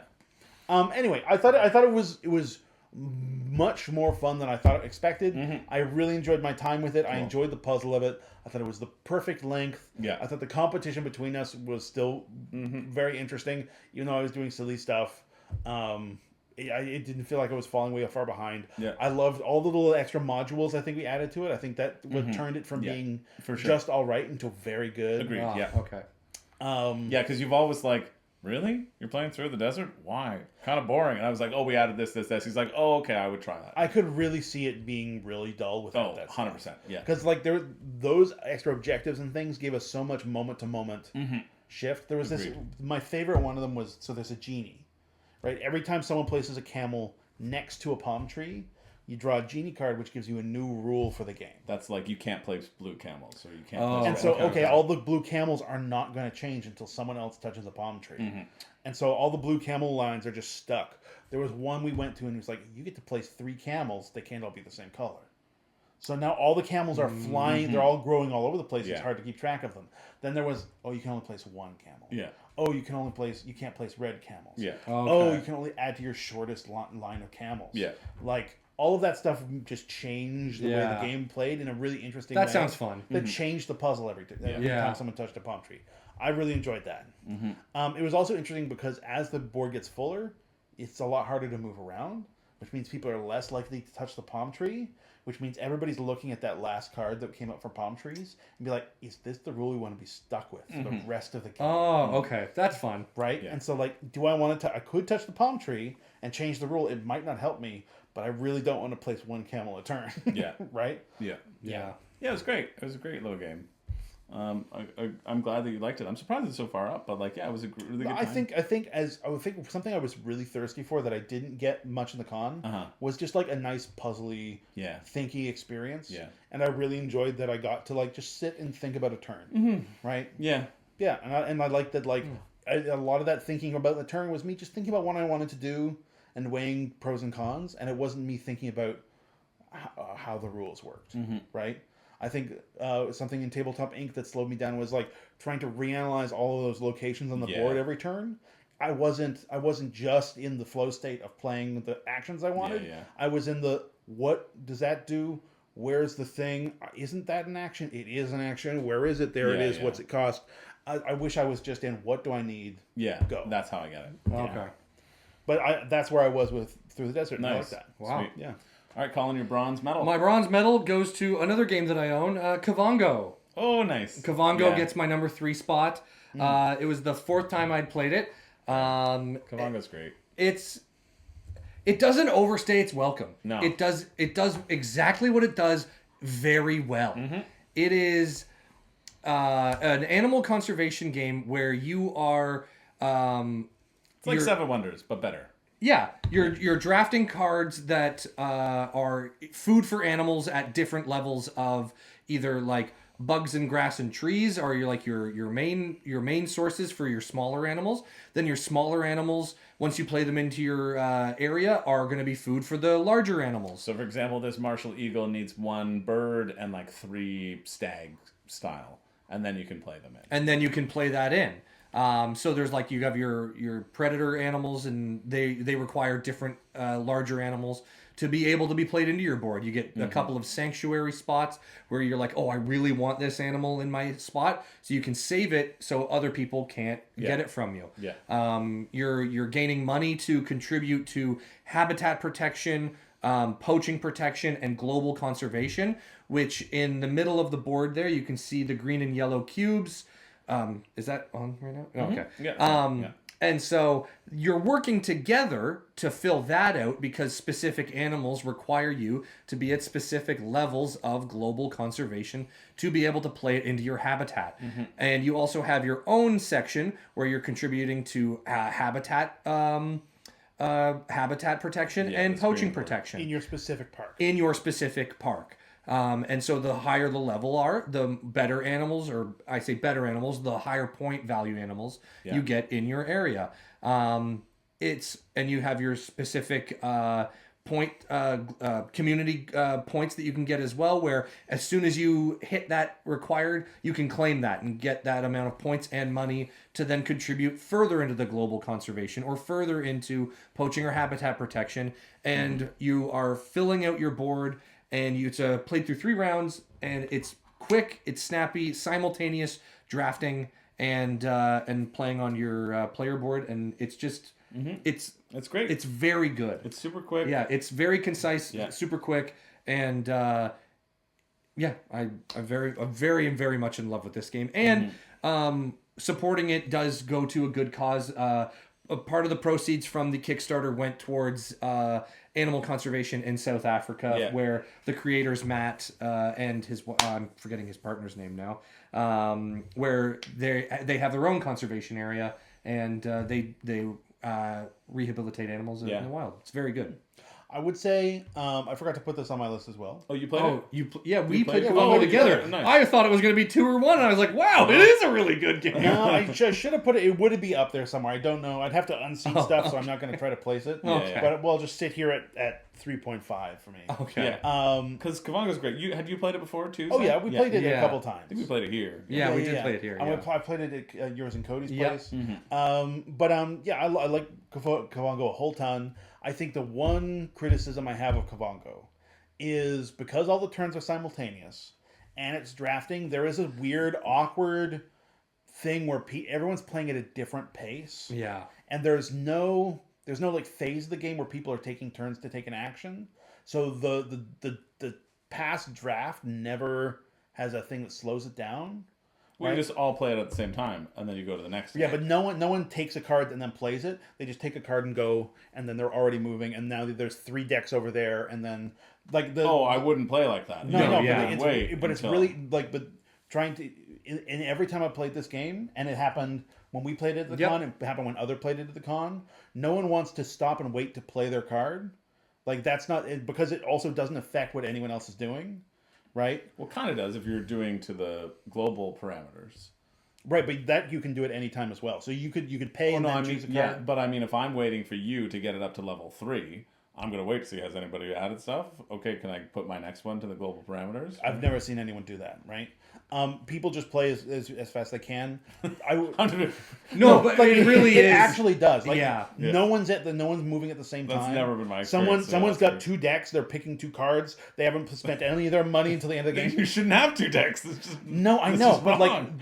I'm just saying that because there isn't a phase where turn order matters at all, no one pays it, and because nothing on your board affects anything else on anyone else's board, no one pays attention. Well, there are the 1 action cards that you can swap things in your sanctuary. Yeah, but I've only seen that used once or twice at the end of the game, and and it doesn't matter for turn order when you do that anyway, right? I think you're like, man, I don't like this thing that people. I guess like I enforce the rules. Right, but like when you're doing that and you have to. Well, yeah, the simultaneous play can get hectic. It gets hectic, Yeah. and like if you want it to stop being hectic, you have to be the guy who says like, no, you have to undo that thing so we can all do it at the same time. Yeah, I'm that guy. And now you're that ass. Yeah. Now you're that. I dick. was that guy when I taught other people. And then the other person looks up. up and like, oh, what have I done wrong? And then you explain that everything that they just did, they could have done without any impact or influence in anyone else, but they have to wait for everyone else anyway. And then you get a stink eye, right? And like, I don't mind the stink eye. I don't like that. I wish there was just like a phase of the game that relied on turn order to force the vicious animal theft to stop. I think you just needed to play with me, and I would have enforced it. I've never been able to stop the table from descending into chaos. You don't pass your hand. That's what you do. Yeah, I You think don't that's pass what your it is. hand. You You should have your pick hand of cards, you put it face hold down. on to them. I've had until people everybody- reach over and pluck the cards out of my Then hand. I push them off their chair. Anyway, that's the thing about that game that annoys me. Yeah, And it's not the game. it's the people consistent. you're Well, playing like with. it's consistent, and it's consistently happened with completely different groups of people. Yeah.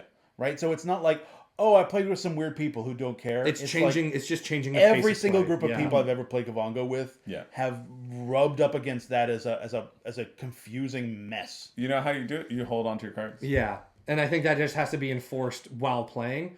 And it Yeah, did, but and then it wasn't when we But played. then I also want to just take my turn because it has nothing to do with what anyone else is doing. Yeah, well, I know how you draft. I saw you throwing cards at George in our Star Wars draft, and how you guys were all off on the different things. And that's why you got to do an order, or else you get these weird piles. That Right, don't but make nothing any in the sense. game means that the order is important, which is what I'm just saying. That's my point of contention with the game. I think it does make sense because you want to see Like, I'm looking to see if I'm drafting, I'm keeping track of all the cards. Yeah. And I'm keeping track of all the hands, and I'm seeing, oh, that person did play that, who's across the table from me. So I now, in the time before where I was going to get a something that had the requirement, like I don't need this grass anymore because that card's out of play, right? So that's why the draft does matter. Yeah. Right. The other thing about the game that annoys me a little bit, and like this is, Okay, maybe it's not 3.5. no, I really enjoyed the Yeah, game, but like it is fun. these two things are like a point of contention for me. People will, because you can spend any amount of cubes at any time, at any point in your turn, and like the way to play is to just sit on all your cubes. Yeah, until you need them. Until you absolutely need them. Yeah. And then you can pay for them in the middle of your turn and then do a thing. Like, I think that's just really uninteresting. If you could only spend a certain amount of money each turn, then there would be more like, oh, I've got to spend my cube. Something. What am I going to do? This is my one cube action or whatever. I just wish that there was something in there to like make the game a little bit more deliberate. But Sure. Yeah. I think it's a great, fun, awesome game. It's great. Yeah. My number 3 is a game neither of you played. Oh, Cthulhu Wars. Cthulhu Wars?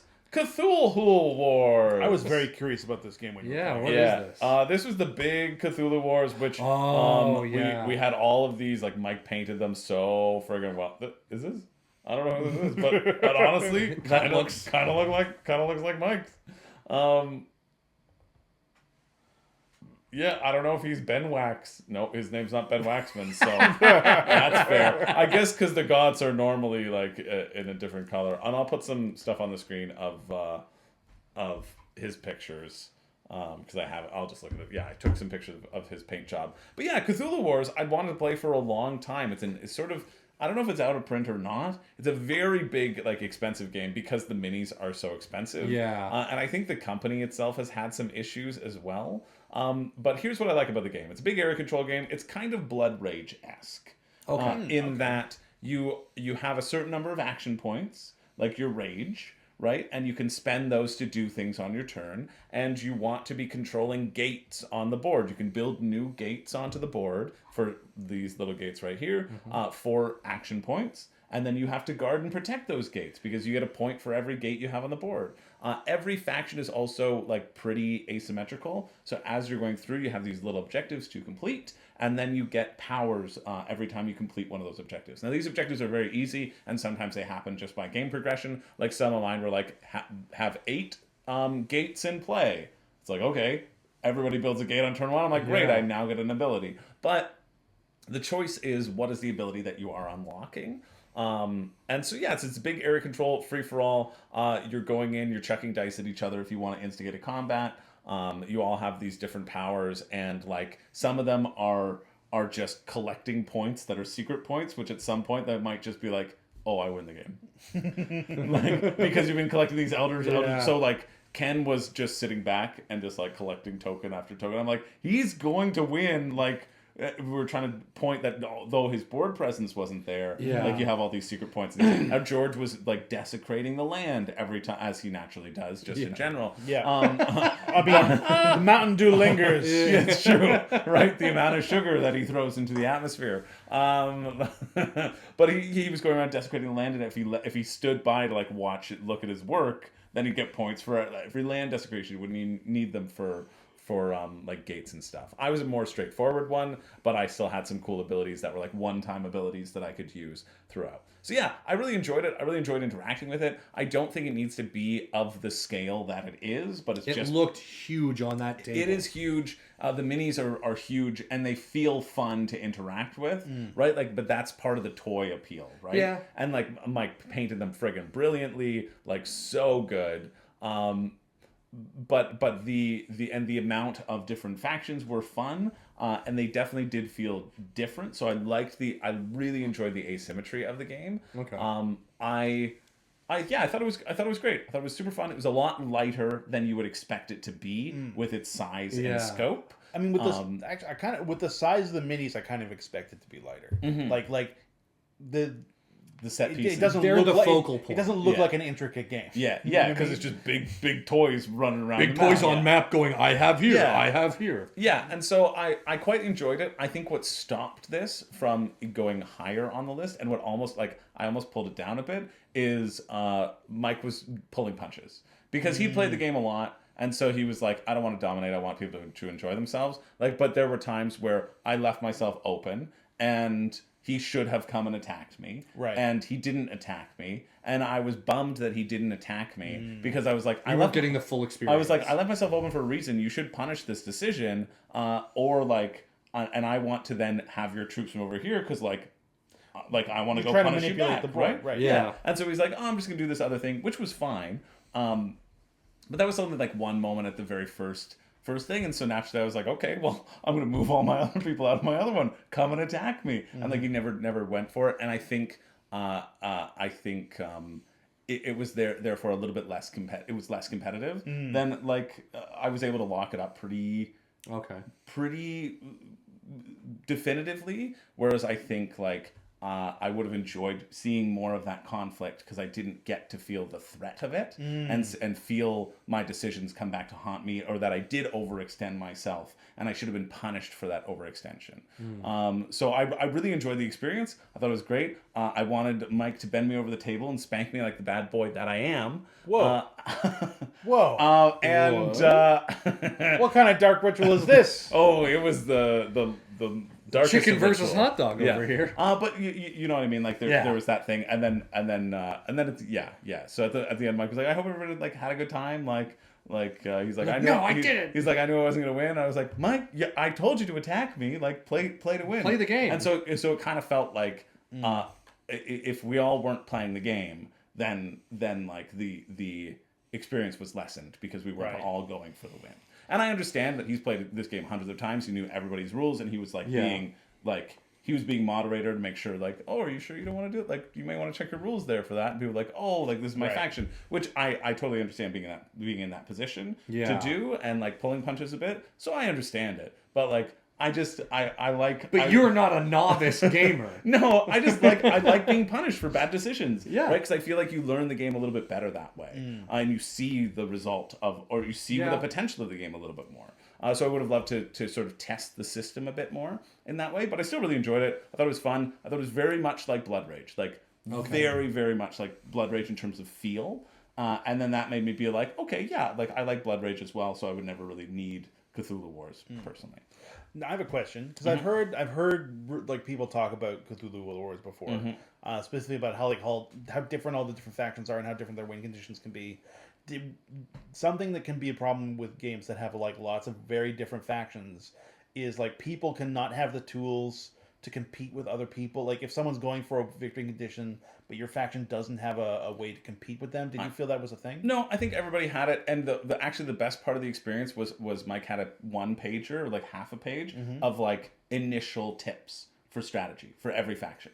So every faction he had Like he typed it up himself. Yeah, he typed it up himself. That's great. And it was like, hey, you're gonna want to focus, like you're gonna want to try to get your old one out at least on turn 2. Be mindful of this is one of your stronger abilities. And so it was really, really helpful to funnel in on like what you would know if you played the game before. Like, oh, I should focus a little on this without being overbearing. Right. I thought it was awesome. I think it facilitated a really great experience for Cthulhu Wars because of that, and specifically because of those like one-page sheets for sure. That sounds awesome. I think without that, maybe there would have been that conflict, but everybody had like pieces on the board, and we all kind of knew what everybody else's pieces were, so it never felt like it was that unbalanced because we had a really great teacher. That's awesome. Essentially, yeah, Cool. yeah.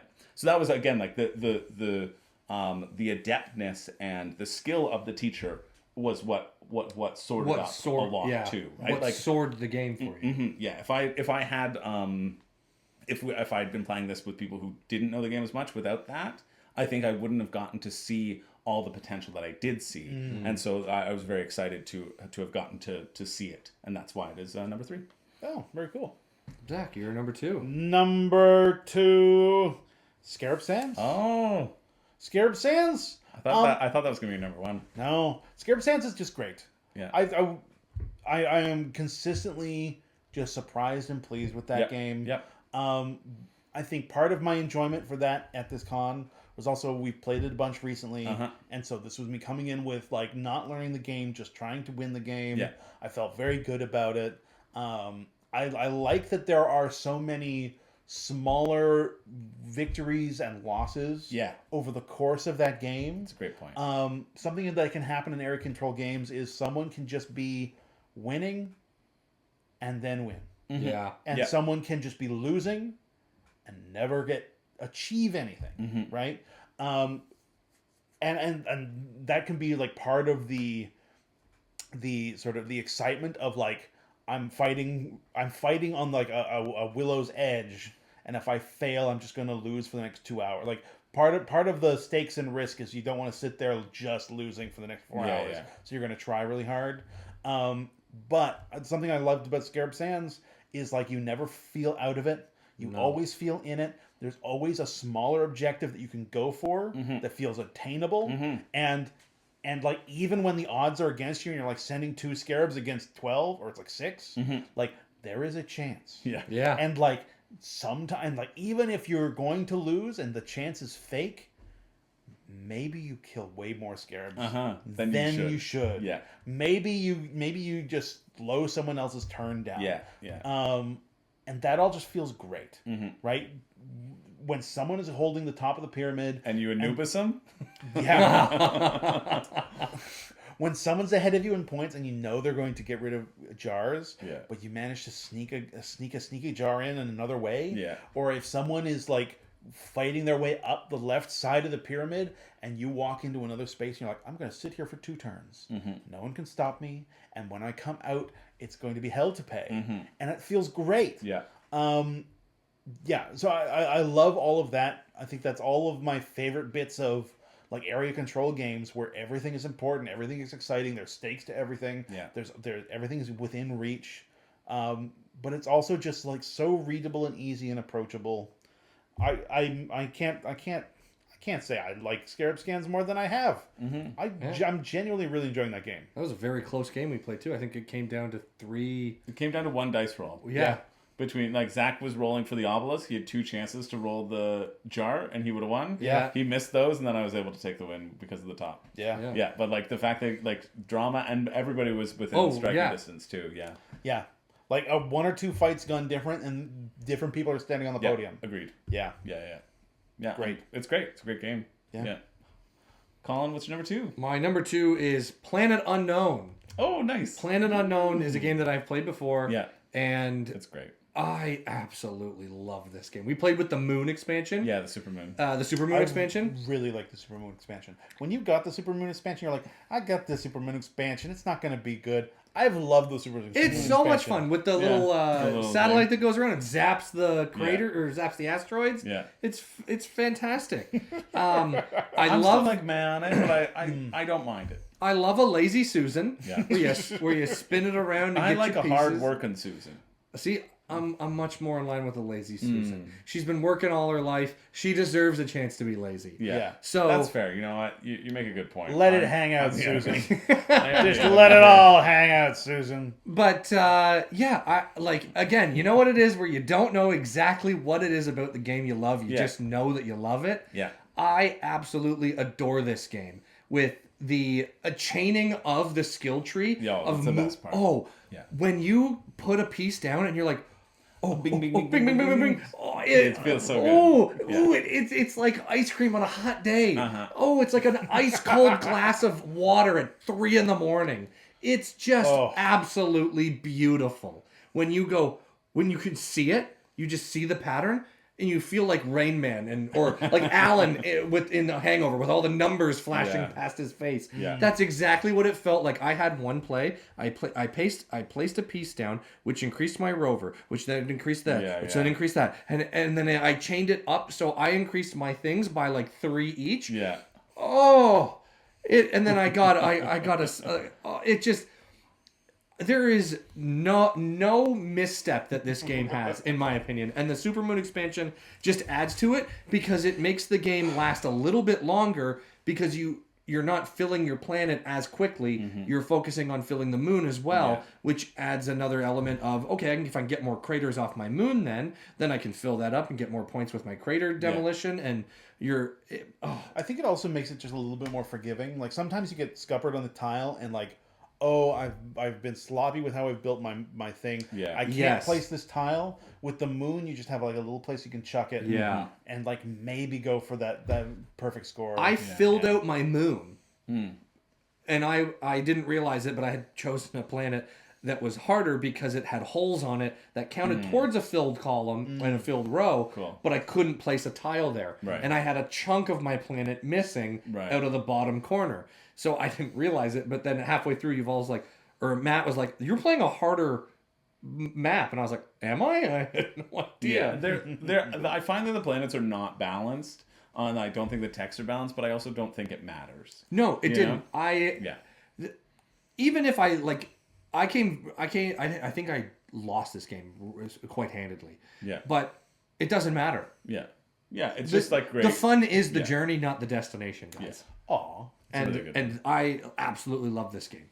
Yeah. It's Nice. I want it so badly. Yeah. Well, you can play mine anytime. I can't take it. Well, you can play it Can I take anytime. it? Yeah, you can play it anytime. I could take it. Yeah, you can play it I'm anytime. gonna take it. Yeah. All right. My number 2 is a game that I is probably my favorite party game of all time. Now, it's got a lot of different things, and it's got a lot of different rings. What kind of things, God. Chris? What kind of things? This is Things and Rings. I adore this game. I think it's awesome. I think it is so good. I love being the knower and seeing people. Like, I love not playing this game. Like, that's how much I enjoy it. Like, I love just facilitating it for people. And I really enjoy figuring out the clues as well. It's fun to see the clues coming together. My only failing with this is I wish there were more clues, because the amount of things that you have versus the amount of clues that you have seem very disparate. But then I realized, I could just make up my own, and that's a possibility as well. You put your own things in the rings? You could put your own clues in the hues. It is, I loved it. I think it's awesome. I think it is just delightful. It doesn't overstay its welcome. It's got great deduction. I love a deduction game. And anything that puts Colin down builds me up. I like Colin. I like negging, Where am I on your list? I like negging Colin. Yeah. So making him hang out with me more, and that's what Things and Rings does. I think it's awesome. I have such a great time with it, and really, it's going in the bag almost permanently whenever I travel. Yeah. Nice. Zachary, you're number one. Your My gold number medal. one. My gold medalist is what you brought. coming in at 475 pounds. Has to be. Wroth. Forgot to add it on his list. Yeah, Wroth. Wroth. Yeah. Number one. Number one. Wow. I think this is up here. I'm really surprised. I think I'm a little bending my rules. Okay. To put it up here. This is not fully about the play I had at the weekend. Yeah. But the potential of the game going forward. Yeah. Yes. I have not played. I played a bunch of the games this weekend. I was like, oh, that's good. Or, I had fun. Or, I need to play that again. Yeah. Wroth, I was like, this is going to be better every time I play it. Yeah. Yeah. I like the little puzzle of it. I think it's very clean. I think it's simple. I think it's straightforward. I'm very excited to play more of it. I was very down on it at the very start of playing. Me too. That's fair. I was just like, oh. I was like, this is how we're going to end our weekend together. Yeah. This is the game. this colorful trash. And then every turn, I enjoyed it more. Yeah. And every turn I realized all the mistakes I made the previous turn. Yeah. And every turn I got more excited about what I could do and what other people could do. And I was like, this is a game I want to play again. This is a game I want to play again and real try for it. Mm-hmm. Which I think is great. I think I didn't know this was a chip theory game. You would never have been able to convince me that it was a chip theory game. Oh, the neoprene mats and everything plastic. I mean, that's, I guess, the giveaway. that's the giveaway. Yeah. But all the tokens are dice just because. I've played so much Chip Theory, Yeah. and all the mechanics are so Like bogged similar. down. Yeah. Right? Yeah. Too Many Bones, Elder Scrolls, Burn Cycle. Burn Cycle. It's all so familiar. Like it's all like I can tell it's all the same flavored of iced tea. Yeah, yeah. This does not feel the same. Right? I really enjoyed it. Uglan. Oh yeah, I was Uglan, the Horde. Roar! The undead orc boys that could resurrect and parasite each other and other people. I really enjoyed it. It's a clean little area control game.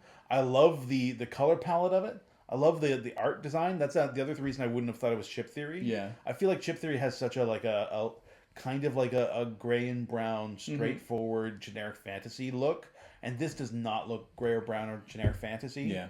I love the look at it. I think the rules are simple. I think it's really cool area control. I like how different all the factions seem to be. I'm very excited to play that game again. Yeah. Yeah. And so that is why it's number 1 on my list for the weekend. Way to go buying it, Colin. Thank you. You did it. And Zach, way to go buying my number 1, What? Nemesis Retaliation. Hey! All of the points that you had said, which you didn't feel like you got enough of. Yeah. I feel like it was just enough of an aperitif to make me want. I need to do this again. Oh, that's awesome. It was. Cool. You said it felt so slow, and then the last 2 turns. I loved that about that playthrough. Very cool. Because it felt like we were breezing through it, and I was like, this does seem too easy, and it felt so thematic with the, oh, why is nothing bad happening? And then, boom, everything happened all at Right, once, and I loved it. The being in the nest, getting attacked by the king immediately. I was the UAV operator, getting to blow up my drone in a room with 3 other humans, but also killing all of the aliens in the hallway. Like, it That was... was wild. And, like, getting all the tainted blood cards and going, oh, if I don't use this, I'm gonna be screwed. Like, I have to use it. Like, That turn where you blew up your UAV was so like because he had his UAV in a room. The rest of the team was in the room. The room was surrounded by aliens. there was aliens in every corridor. If he blew up the UAV, it would do a ton of damage to us, but kill all the aliens in the corridors. Yeah. I had a rocket launcher pointed into his room, which would have done the same thing if I had shot him. It would clear all the hallways of aliens. So he's sitting there with the self-destructive of his UAV, and I'm sitting there with the rocket launcher. We're like, Yeah. are you going to do it on your turn? It's like, I'm not going to do it on your turn. You're not going to do it on your turn, right? We're not going to shoot each other, right? But I did it on my turn. I blew up the UAV and it killed all of the vampire aliens in the corridors. Nice. And then Zach did fire his rocket launcher into my room Nice. afterwards. Sick. It was and then I think what also helped elevate it was George again had printed out some incredible terrain tiles to help keep the pieces together. Those were incredible. It was like the experience I had playing that game, and that was my first time ever playing that. Oh, that's what the thing is that George had. It fills all the empty fills the spaces. empty fills all the spaces. empty and spaces. nothing shifts. Right. And it also makes everything look so much cleaner. Cool. It's wild. And it makes it look like you're on the inside of a HAB unit, and outside is all Mars terrain. It's You know now that you've said that you like them, you're getting them, right? They're in the box. yes, Oh, he they're in the has box. them. Oh, you Yeah. have them. Oh, sick. Oh, sweet. Nice. They are. People go, oh, it doesn't elevate. It does elevate the game. It does. In my opinion, it elevated my experience of the People, game. you're talking about me. You're talking about me. Yes. I'm people. Your people. Yeah. You're absolutely right, though, because when George was like, oh, I'm going to print these for you, I was like, that's not useful. I loved those tiles. In a functional sense, because it held everything together and so nothing shifted. One of my big complaints about Nemesis was like it looks too cluttered because there's too many holes in it. No, that's not a complaint. No, it fills in the board nicely and yeah, keeps everything in one piece. And I would love to play it again and try the other types of the mechs you said. They're the robots. And then there's just like basic. And then there's basic aliens. But I really loved the vampire aspect of, oh yeah, I'm getting bitten as I'm walking through the shadows, and then I'm infected with vampirism, and I have tainted blood now, and like, oh, since I got bit, they're not going to attack me, but I can move them into other, like it does, and It's Cool. Yeah, that sounds fun. I loved it. And how excited you got when Zach was saying, "Oh, and the tainted blood, I could do one really bad thing." And the way you lit up was how I lit up when I got them, and I went, "Oh, I could do." It just because it makes it, like the thing about Nemesis is you can never affect the other person, or it's so hard to do so. Directly. I think in Retaliation, especially with this, it seems like you now can. Yes. And so that opening that door seems exciting as a twist on what exists. I'm very happy that you feel that way. I'm now wondering if it was because I was like all stressed about teaching it and running it. That could it be might it. have reduced my Could feeling. be About that sometimes happens too, right? Yeah. But It was still in your top half. Yeah, it definitely was. Like I enjoyed the. It was over your burrito bowl. But you did. saying something. But I had already played a Nemesis. I think we played Lockdown. Yeah. So I had like a base understanding of what the game was. Yeah. Your teach though was straightforward to the point, and I got it. I didn't. Okay. I don't think I had any questions at any point through the game. If I did, it was very simple or straightforward, or it was a text-based question on the card. But Zach, I want to play more. Sick. I want to play more of the vampires. Okay, cool. I loved it. Yeah, it I was, want to try them out. It too, was so we'll play so at much some point. fun. All right. Well, I'm glad. I This loved makes it. me feel a lot better. Yeah. So I think when you said, "Have I found all the gold that this mine has given me?" No, brother, you've just only scratched the surface. In my opinion, my humble opinion. I like this optimism, Colin. That's very It exciting. makes me feel really good. You should. It's a great game, and the inserts and the terrain pieces do elevate it, in my opinion. I think so. For setup, cleanup, and just sheer look. Sorry, I've gone on. No, I'm excited. Excitement is great. Yeah. We love excitement here. I wanted to hear about your play. Like I didn't get to play this, so like hearing about it is like very fun for me. I am shocked that it was this fine. I felt so self-conscious through that whole play. No, man. I was like, I put them through maybe a bad alien. Oh No, the Sangrivores were so cool. I Okay, good. loved them. Cool. I thought the element of because it's not just like, I like that you didn't roll for noise, but you just go into the room and then there's just shadows everywhere. And you could potentially sounds get rid awesome. of them, or they might just be shadows. Or like the subtle changes that were made from aliens to vampires. Space. Oh, so cool. Oh, I loved it. It was so good. Sick. Very good. That's awesome. So my gold medal, Nemesis, Nice. Retaliation, specifically the Sangrivore. Sweet. Yeah.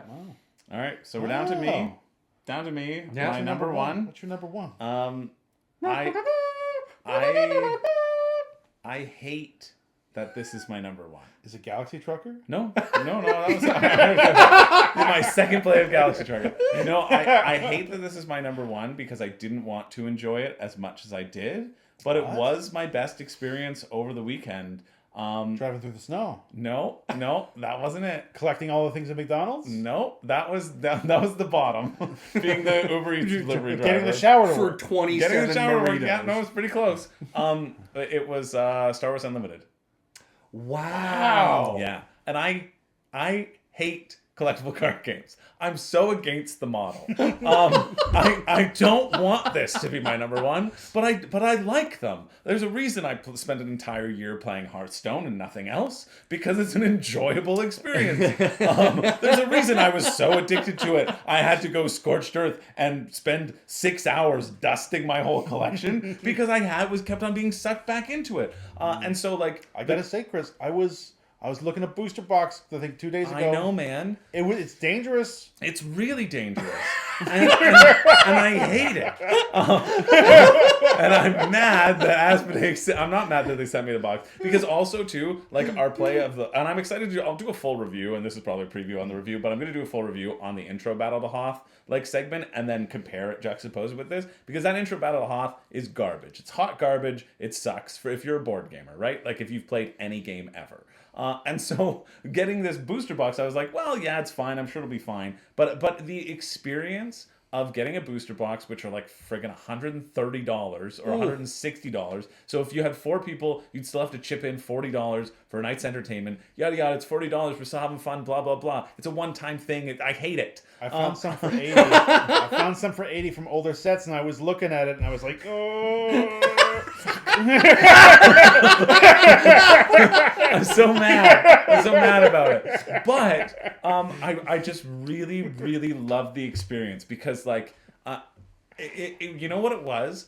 I do not get enjoyment from deck construction on my own. I don't like it. I don't like sitting in a vacuum thinking about what cards to put into a deck, what's the optimal thing. I feel like I'm making mistakes. You know what I mean? Then you just net deck because there's a meta and like people have already just determined what the best thing is. So like, and then you go, oh, I don't have those cards, yada, yada, yada. With the draft, it felt like a communal deck construction because that's what it was. It was communal deck construction. And so it actually made the like part that I dislike about deck construction interactive, and it made it a communal experience. It made like into an efficiency puzzle. Yeah. Like building the deck was a game. Yeah.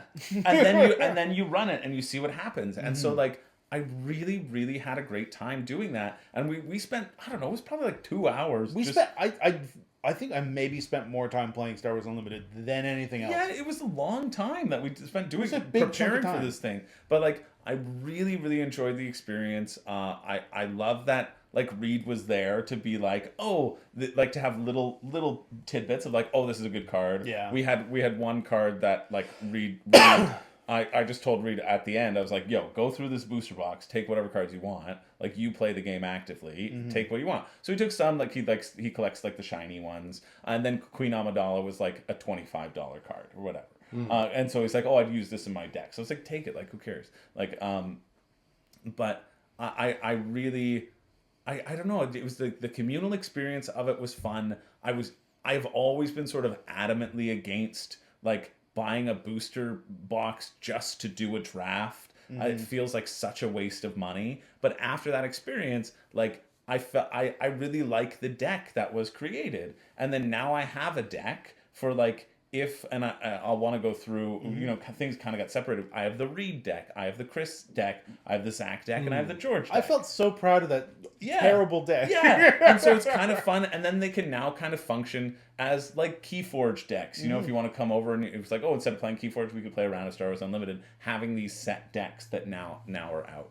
And it's way more expensive than just buying a bunch of Keyforge decks and probably having a very similar experience. But it was the process. I got very attached to like the potential, and I was like, I want to do an official deck. So I only drafted officials, and I tried to get there were a few that had like, that's the keyword for this set. And so yeah, I just had I'm mad that it was my number one. This is why I wanted to go last, because I knew it would be annoying for me to talk about. But yeah, like it was just like a really joyful, delightful experience of like a communal event, and I hate that I do, but I absolutely see the appeal of doing that as a system, and I enjoy now being able to sort of leave it at that. I wouldn't want to spend $160 on that experience, nor do I think anybody should. For $80, if you're getting 4 players, then they all chip in 20. Sure, you all keep your decks or whatever. You know what I mean? That could be fun. I think it's under certain circumstances. I think you will hit the point of diminishing returns as well. Okay. Because you will get a whole bunch of cards, and you will have done it enough. So I think the novelty of the experience was what put it up at the top for me. I think that my next one I don't expect to be as enjoyable. And like the more you know, I think I will get less and less from it. But as a single experience that I'd never had before, as somebody who does like the mechanisms of those sort of head-to-head card games, like I gel with a lot of them and enjoy the experience. It was lovely, and it was a lovely thing to do together. And I hate that it was my number one. Out of curiosity, before we leave the topic, setting the draft aside, setting the decks aside, playing Star Wars Unlimited. Where would that fall? Yeah. Just like the just game the itself. mechanics of us playing. That's a good question. That would probably fall. Would it be top 5? Like, No. are we saying No. you're losing like half the value of your Yes. score here? Wow. Yeah, for sure. It would be, I don't know, 9. Wow. If I just was given the deck and we played it as a free for all, sure, be below Ethnos, and Ethnos was 9 for me, I think, or Ethnos was 8. Might be below Libertalia, might be below Wroth. You know, so like I think it'll be around that. Like there, a lot of my games this year, I kind of felt very mid about a lot of them. Not that they were bad experiences, but I think I just like I didn't get that crunch like you were saying. Like I think the weekend wasn't necessarily a letdown. I enjoyed my weekend, right? Yeah. But I think like the games themselves, I never left with being like whoa, like I never had those like huge experiences. You definitely didn't throw the chicken or the hot dog then. I didn't throw the chicken or the hot dog, no. But I loved the experience of the draft. The game itself, I go, yeah, it's a good game, but there are a lot of good games out there. Yeah. And so it would have been in the 9 to 10 range, but it was specifically the experience of the draft and getting to do the thing that like I have never had interest in doing by myself. Getting to do that in a communal way was really cool. So Neat. yeah, I like that. Yeah, and I think also too like my dip was that I spent like the prime gaming hours where I would have just really loved to have a pizza be kind of dropped off. I was the person going out to get the pizza and dropping off every time. So I had like a chunk of time, like an hour and a half between 5 and 6:30, where I always had to leave and go and get something. And like if you didn't have to leave, that would be the time to start a big chunk Yeah. of game. And so I think like the overarching the crop sort of suffered because of that, but it was still fun. It was great. It was a great weekend. And I loved just hanging out with people as well and playing games. But yeah, the I hate that it was my number one, but for sure the draft experience was a very unique one that I think will have diminishing returns, but one that I heartily enjoyed. Neat. Yeah. Do you have any like thoughts about the weekend as a whole, Colin? The weekend as a whole. So, I guess in my main thing would be trying not to necessarily compare this weekend with Niagara. Yeah. Because it was a different beast. It was a different thing. I liked the more laid back, intimate feeling that this weekend had than the previous years at Niagara has been. I also do love the way that Niagara's set up. Had been previously set up with just in the hotel convention rooms, giant tables. Yeah. You could walk around and be playing a game and maybe take 5 minutes and then boom, you're already in a game with the people that you just met and they're teaching you how to play the game. That's exactly what Zach said on our drive home. Yeah. I felt like there was a lot of downtime this weekend Yeah. because it was so laid back and everybody already knew each other. So the pressure wasn't there to necessarily like, jump into a game to meet people. Because that's what I did in the previous years at Niagara. I would go, oh, hey, I've wanted to play this game. Hi, I'm Colin. Yeah. And we would all sit down and I'd meet people and play the game at the same time. This, I already basically knew everybody. And so the downtime in between games was longer. And then it was, I'm ready for a game. Oh, I missed out on getting into this. So I'll jump in on this smaller game or whatnot. Or I'd spend like 5 minutes, maybe 10, maybe 15, looking at the wall going, I want to get this game, but there's not enough people left over to play this one. Or this isn't the time to do it. I think that's also the hazard of knowing everybody is that like you want to play with everybody. Yeah. And so it's like, oh man, I haven't played a game with Yuval yet. Oh, I haven't played a game with Carrie yet. And so it's like, oh, but they're in a game, so I do have to wait so that I can diversify my game group. Otherwise, it's just like the three of us playing a game. Oh, we're done. Let's play another one. We'll play another one. Like, I want to play with George and Ken. I want to play with Cody when he arrives. Like all that sort of stuff. I think there's also an aspect where at a larger convention, I can be like, I want to play this game. And I'm going to put it out, and I'm either going to get enough people or I'm not going to get enough people, and we're going to go.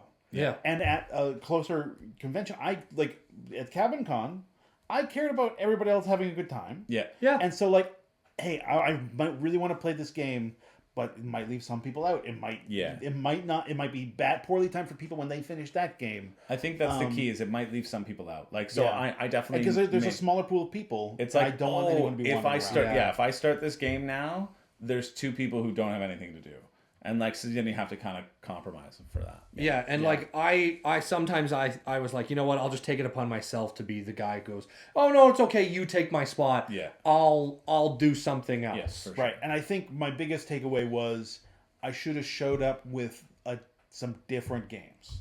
I think if I showed up with some more mid-range like 2 to 3 player games. Those I could have smashed on the table instead of going to quite so many party games. Right. Yeah. And because I think I brought a lot of big heavy things. Yeah. I think you brought up a lot of big heavy things. I wish I had fewer of those and more of the mid range stuff. Yeah. That's also why I kept suggesting Saltfjord those sometimes, because I was like, this is the only game that I have that kind of works in what I think will be the time frame. Every time you said Saltfjord, I was like, yes, and then we never played. And then we never played it, but You never got play right now. Yeah, I think also for me too. Like, I think I brought a lot of things that were on my shelf of shame that like I knew I wanted to use this to teach and to learn, and so that therefore I get exposed to less games that I don't already know of, which is fine because I'm playing the games that I have, and I think that's very important to do. But it also is like, oh, I have an agenda and I have to play these, and I don't know of their quality. Right. The benefit of people bringing games is like, oh, you enjoy this, it's going to be good. Whereas like Galaxy Trucker, I'm like, I don't care. I wish I hadn't played it. I wish I'd played something else. But then you get other good ones, which are, Things and Rings and Through the Desert and all that sort of stuff. I'm Tabletop Inc. and whatever. I think I learned when the first year we went to Niagara Board Game. Yeah.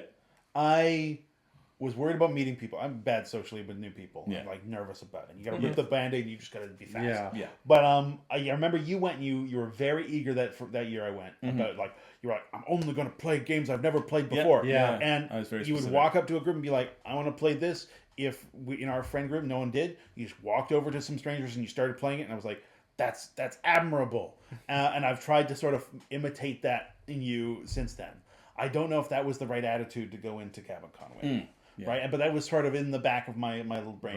Right. Yeah, that's fair. Yeah, because it's a different vibe. It's a different vibe because you don't have that potential of other things, and you kind of have to juggle the numbers a little bit better. But yeah, it was still fun. It was a great time. I had a wonderful time. I also wanted to play more games on Sunday, but I was glad we didn't because I was tired. If we had stayed, Yeah, I think I would have enjoyed those games. I was a little burnt out. Yeah. And I could not imagine going later. Oh yeah. Yeah. We just missed the storm of the storm. decade or something. Yeah, for sure.